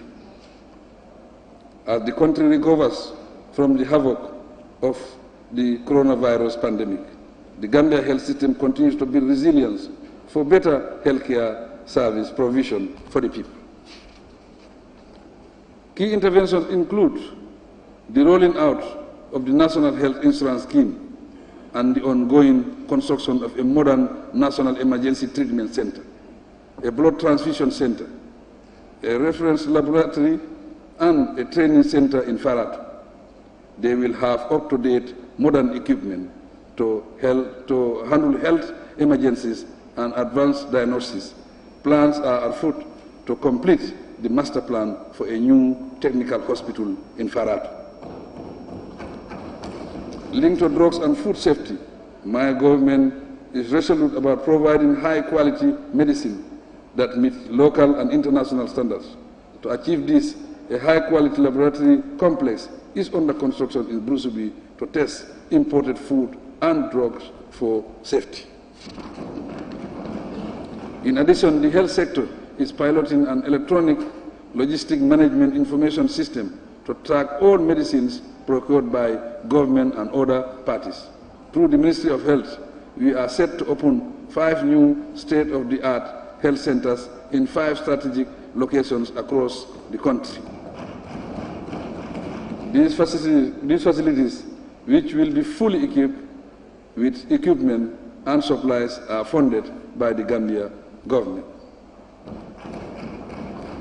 Environment, climate change, and natural resources, Honorable Speaker. To adopt and build resilience to the adverse effects of climate change, the government, through the Ministry of Environment, Climate Change, and Natural Resources, has developed a Climate Change Vision 2050 and its long-term Climate Neutral Development Strategy 2050. The strategy was published by the United Nations Framework Convention on Climate Change in September 2022. These are part of a comprehensive framework to meaningfully guide the country's climate change mitigation interventions. The sector personnel are now working with the International Institute for Environment and Development to implement the Gambia, the Least Developed Countries Initiative for Effective Adaptation and Resilience Project. It is geared towards ensuring that 70% of climate finance reaches the intended communities. With 4 other countries, the Gambia will benefit from an initial disbursement of 20 million British pounds donated by the Government of Canada for the first phase of the program. As a project of $45 million under the West Africa Coastal Area Management, funded by the World Bank, was also approved in December 2022 for the Gambia.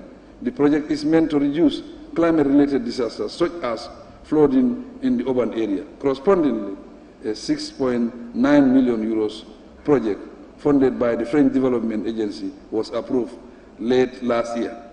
Its main objective is to support 5 marine protected areas and the communities around them. The ministry looks forward to this year to enacting the Biodiversity Wildlife Bill and the CITES Bill. They are at the Ministry of Justice for legal review. In the same vein, review of the biodiversity and wildlife policy and the National Biodiversity Strategy and Action Plan 2015-2020 has commenced. Further, the wetland policy will be developed and efforts step up to fulfill the Gambia's international obligations. In the meantime, Cabinet recently approved the National Forestry Policy 2023-2032 for sustainable management and protection of our forest lands and resources through partnerships with stakeholders.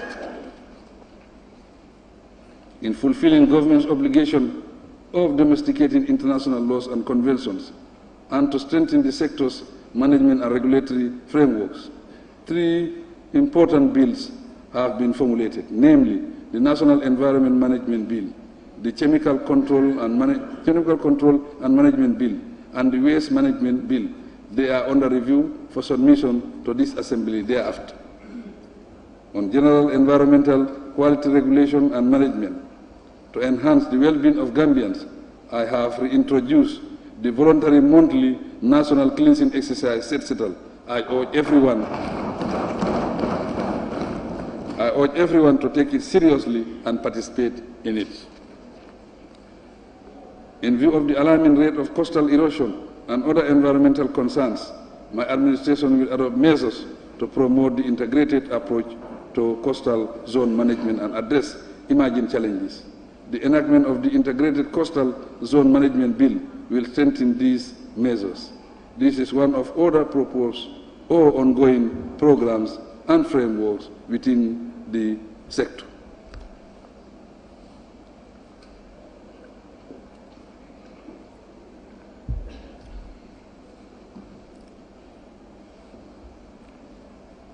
Mr. Speaker, concluding remarks. Mr. Speaker, honorable members of the National Assembly, the Gambia has transitioned through a national socio-political crisis brought about by undemocratic tendencies to a chain of global crises that have a telling effect on the nation's well-being, economy, and development prospects. Consequently, the evolution of my administration over these years is marked by implementation of unplanned but pragmatic crisis management strategies, alongside a determined and successful execution of well-defined and impactful national initiatives. Great as the situation may be, my government has successfully risen to both national and international challenges to register remarkable achievements in various aspects of nation building. Infrastructure development, social services, digitalization, production, vulnerable groups, particularly women, the youth, and the physically challenged, employment, trade, food security, and emerging and energy are among the many issues that my administration gives sustained attention and priority. All of them feature vividly in my address. Our focus will strategically be on the people in order to build on our achievements. Indeed, 2022 was eventful, particularly for the legislature, as it led to the composition of the diverse assembly we have today. The loss of a vice president, 70 innocent children, and other dear citizens are among the tragic events of the year. We pray that the departed souls continue to rest in peace. Potentially, like all other nations, we have our share of global concerns over internal security and crime, living costs, stability, employment, public service, and productivity. Nonetheless, the critical factor that threatens peace and development most is disunity. As I always observe, we may belong to different political parties, religious faiths, or other social groupings, but we must unite as a nation to realize our national targets. Honorable members, the core mandates of the executive, the legislature, and the judiciary are interlocked and require that we work together in harmony. No person is an island, and no unit in an interlinked structure can function in isolation.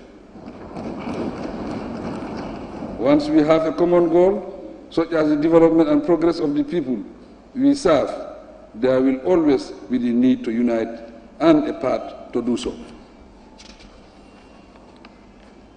Fortunately, we subscribe to democracy and can collectively rally around its principles to match our programs in the national interest. That is, if we sincerely commit ourselves to standing by the people and acting on their behalf. Certainly, if democracy is not regarded merely as a political tool to gain advantage over others, but applied as a transformative social construct, our communities, institutions, and the nation will fare better, and we will all live in peace. The local council elections provided the nation with a global opportunity to put these democratic principles into concrete action and rise once again on the global political landscape. We have done so remarkably. Again, I congratulate the successful candidates and the whole nation on this laudable achievement. Honorable members, while discharging your duties, I urge you to dialogue and initiate bipartisan collaboration in a positively democratic manner. This would allow you to table issues not exclusively from political party perspective, but from genuine patriotic standpoints and through the people's lenses. The legal framework, policies, and programs developed and mentioned in my address are relevant and prudent enough to guide the people to success.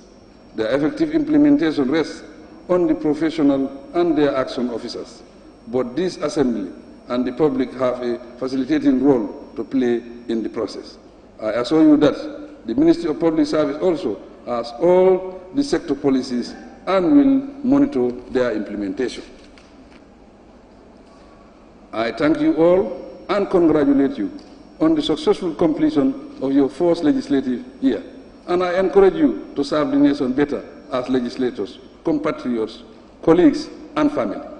Mr. Speaker, the occasion accorded me the privilege to thank our development partners, friends and well-wishers, as well as all those gainfully engaged in the country and the people at large.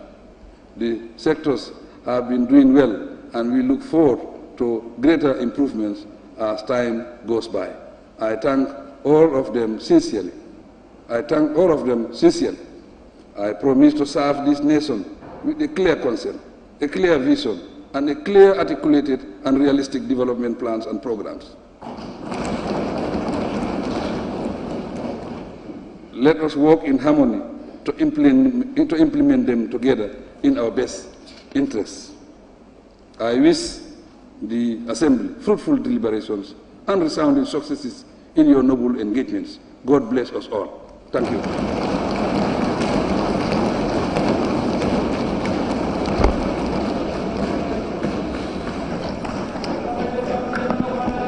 Point of order, Mr. Speaker. Mr. Speaker, point of order. Who's raising the point of order? Honorable Busumbala. Yes, Honorable Member for Busumbala. Thank you very much, Honorable Speaker. Honorable Speaker, I'm rising on the order 53K.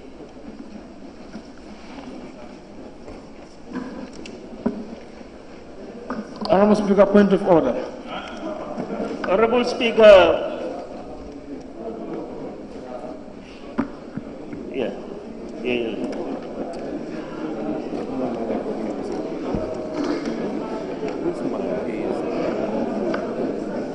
A point of order, Honorable Speaker. Honorable Speaker, 50.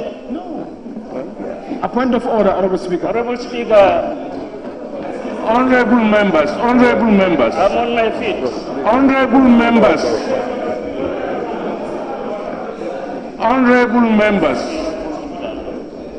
Can I hear from the member for Busumbala? Thank you very much, Honorable Speaker. This is motion 53 is motion which may be made without notice. Motion without notice. No. You said point of order. No. Honorable members. Honorable members. Honorable members. Please. Honorable members, can we hear the member from Busumbala? Yes, member for Busumbala. Honorable Speaker, has the democratic dictate and the parliament is the centerpiece for civil engagement, like dialogues and engagement. Sorry, honorable member. Honorable member, big point of order for the standing order. Honorable Speaker, Order 53. 53K, a motion agreed by the Speaker to make a matter of urgency. Honorable Speaker, Honorable member,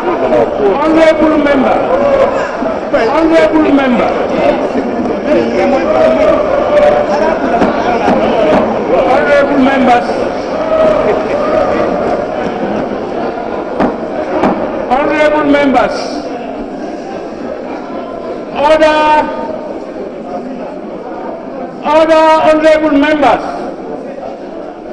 honorable members, I would want to urge all members to exercise patience. The honorable member had a point of order, and it has a process. exactly. If you don't allow him put the facts down, how will he judge? He said standing order, he quoted standing order 53K, and the 53K reads, a motion agreed by the Speaker to be a matter of urgency. So the honorable member can only put a motion if I agree that it is urgent. And before I agree or disagree, it would have been best for the honorable member to notify me before the session. In the circumstance, I rule it out.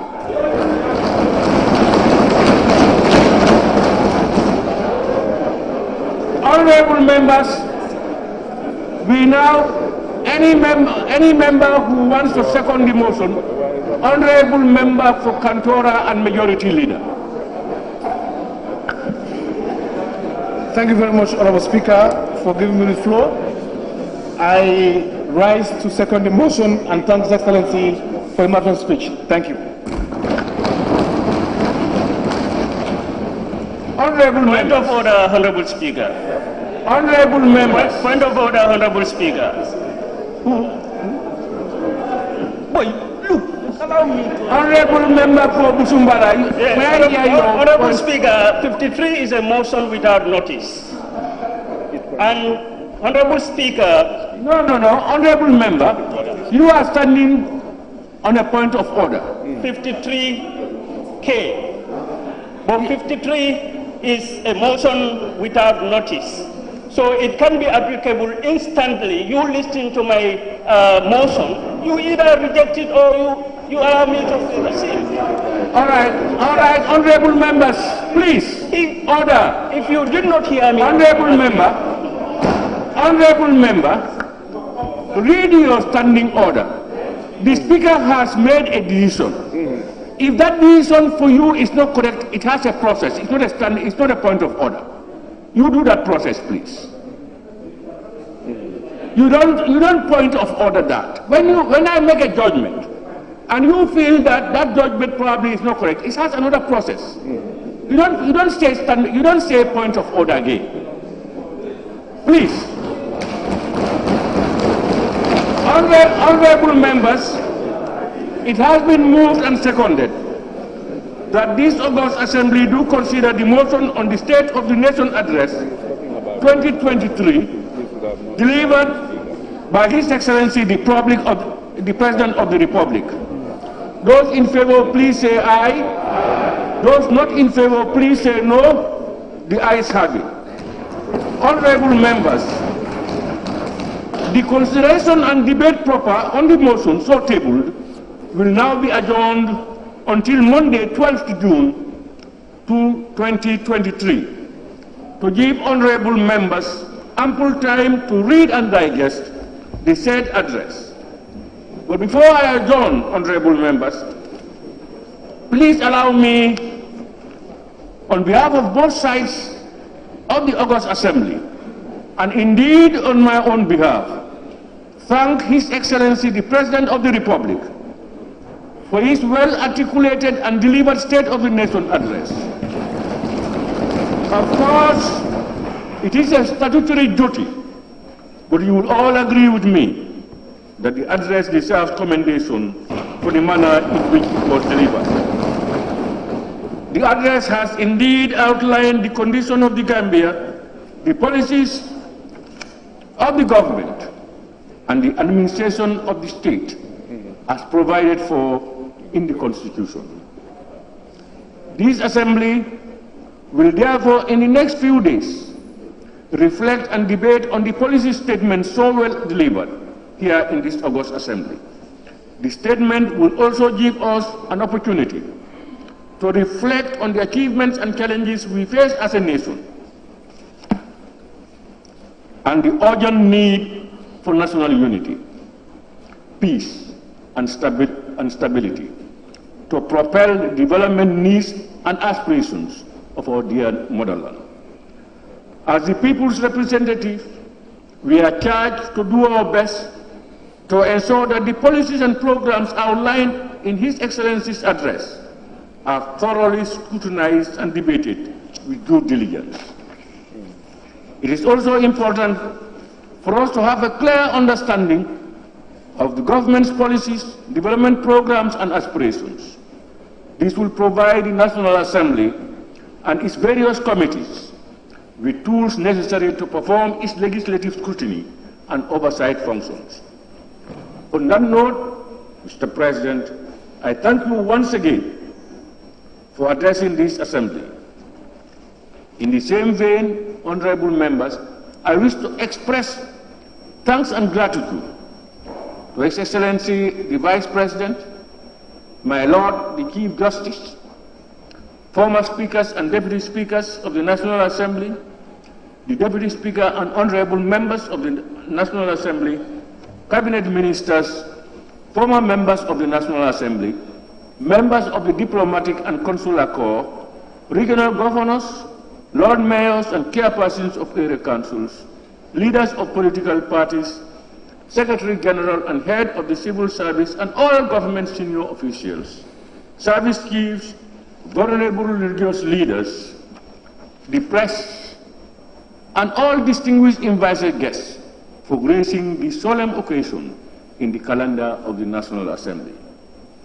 By extension, on behalf of both sides of this August Assembly, I also wish to register our gratitude to all Gambians for the support and collaboration in our collective drive towards nation building. To my colleague, honorable members of the National Assembly, I want to reiterate that nation building is an enormous task, and as a key stakeholder in this process, I pray that our deeds and actions be guided by justice and conscience towards the common good of all. May I also thank Honorable Deputy Speaker, honorable members, the Office of the Clerk, the Task Force, and all those who in their various ways contributed immensely to making this day a success. I pray that Allah subhanahu wa ta'ala blesses and guides us all. Honorable members, before I put the question, may I kindly remind all guests to remain seated to allow His Excellency the President to take leave of the chambers, to be followed by the Vice President, Cabinet Ministers, and others. On that note, I will now put the question. Be it resolved that this August Assembly do stand adjourned until Monday, 12th June 2023. Those in favor, please say aye. Those not in favor, please say no. The ayes have it. This Assembly now stands adjourned until Monday, 12th June 2023 at 10 a.m. prompt.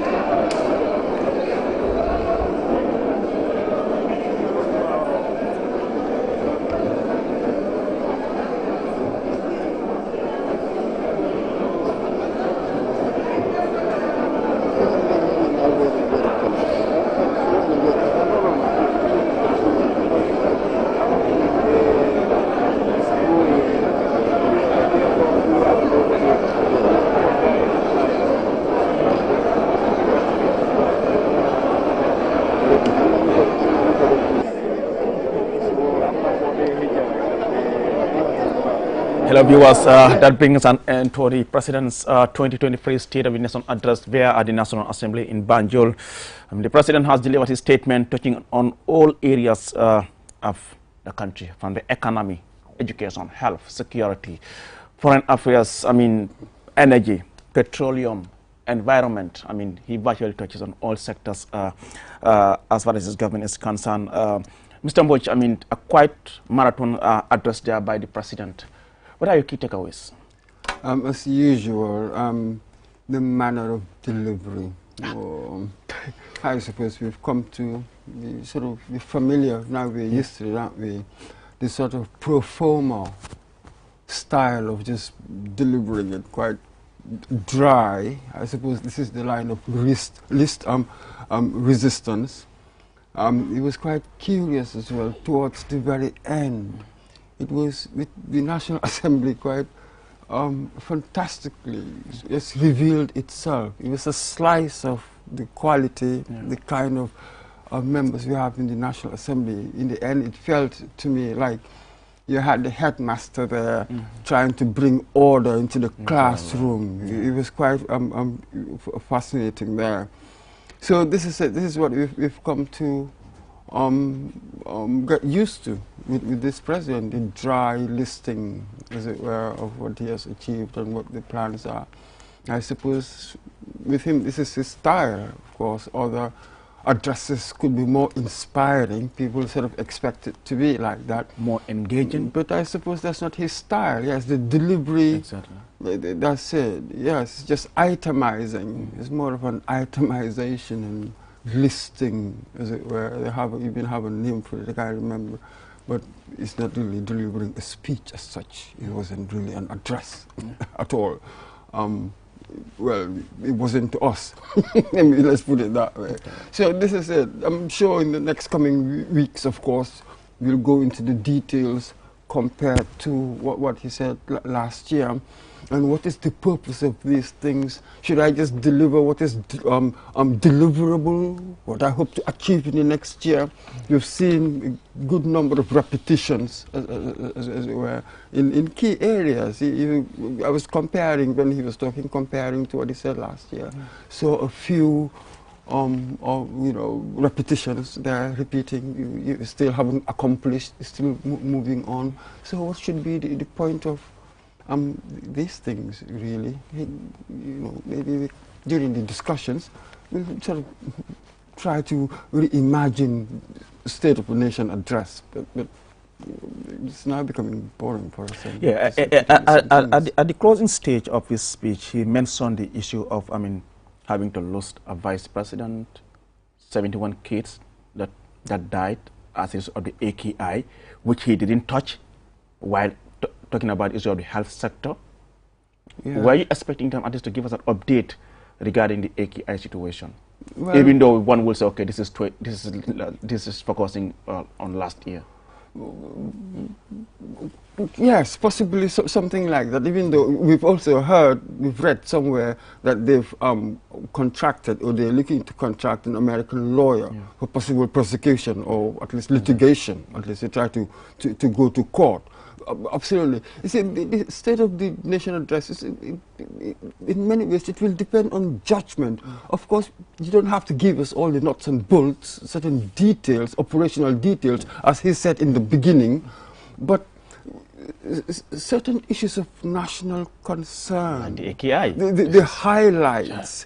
Instead of the way he's doing it, taking each sector separately, just giving us the dry figures and the like, but the highlights and how you deal with them, so that you can generate. There's something that you need to generate amongst people, but here delivering as if you're sort of settling a score, or you're tightening your position, because with one eye on the opposition.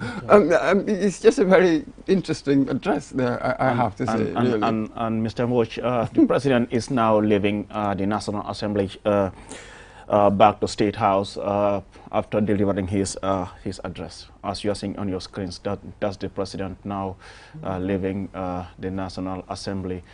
I guess he must be going back to State House or proceeding straight to Mankamangkunda, because as we understand, he is supposed to be in Mankamangkunda today. So it looks like the president is heading to Mankamangkunda now from the National Assembly. Oh, absolutely. Yeah. I mean, his itinerary must be really busy, loaded, filled with all sorts of things. Of course, he must. But for me, certain things said makes you sort of scared, if not scared, but concerned, especially when he was dealing with finance and economics. Exactly. The 13% inflation. Yeah. You see, there was just certain talk about domestic taxes increased by 5%. What can that do in many ways when you have a revenue decline of what he said, 10%? So essentially, we've got the economic situation is quite dire. It's going to be extremely difficult. So perhaps one could have dwelt a bit on that and tried to reassure people. But it appears as if the policies, apparently, as outlined there, I'm not sure if these are the sort of things that would tackle the immediate concerns. Exactly. You know what I mean? These are like sort of intermediate, longer-term benefits. If you're going to see any benefits with what he's trying to do, you'll see them perhaps intermediate or longer-term. But the immediate pinch, the immediate bite of the situation now, I'm not sure if there are any answers to that. In his address, he also talks about the issue of the hosting of the OIC by December this year. Yes, but here it is again. Like in the past few years, even when it seemed obvious to everybody that, it wouldn't be hosted for a while, we have had very senior figures defending the indefensible. So now we are used to our politicians just saying things, perhaps knowing that it wouldn't happen until the event comes and we are told that it's been postponed. So we are used to that. For how many times have they said in the past that, oh, it is going to happen this year? Didn't we hear that from very senior officials of the government? Oh, it is going to happen. And then suddenly you realize that we've needed another extension. So he has said that it might happen, but again, if it doesn't, we are used to this. The word is not their bond. The word doesn't necessarily have to understand we're running out of time. In just 30 seconds, foreign affairs. You talk about the issue of foreign affairs, diplomacy. The issue of deportation wasn't also highlighted in this statement. And this is something that one will have expected that the president will touch on it. What is the government doing about the issue of deportation? Because this is a very difficult one. They're being pressured from one end to deport those people, but they know that that will be unpopular in this country. So he's really in between two different forces. They are pulling in different directions.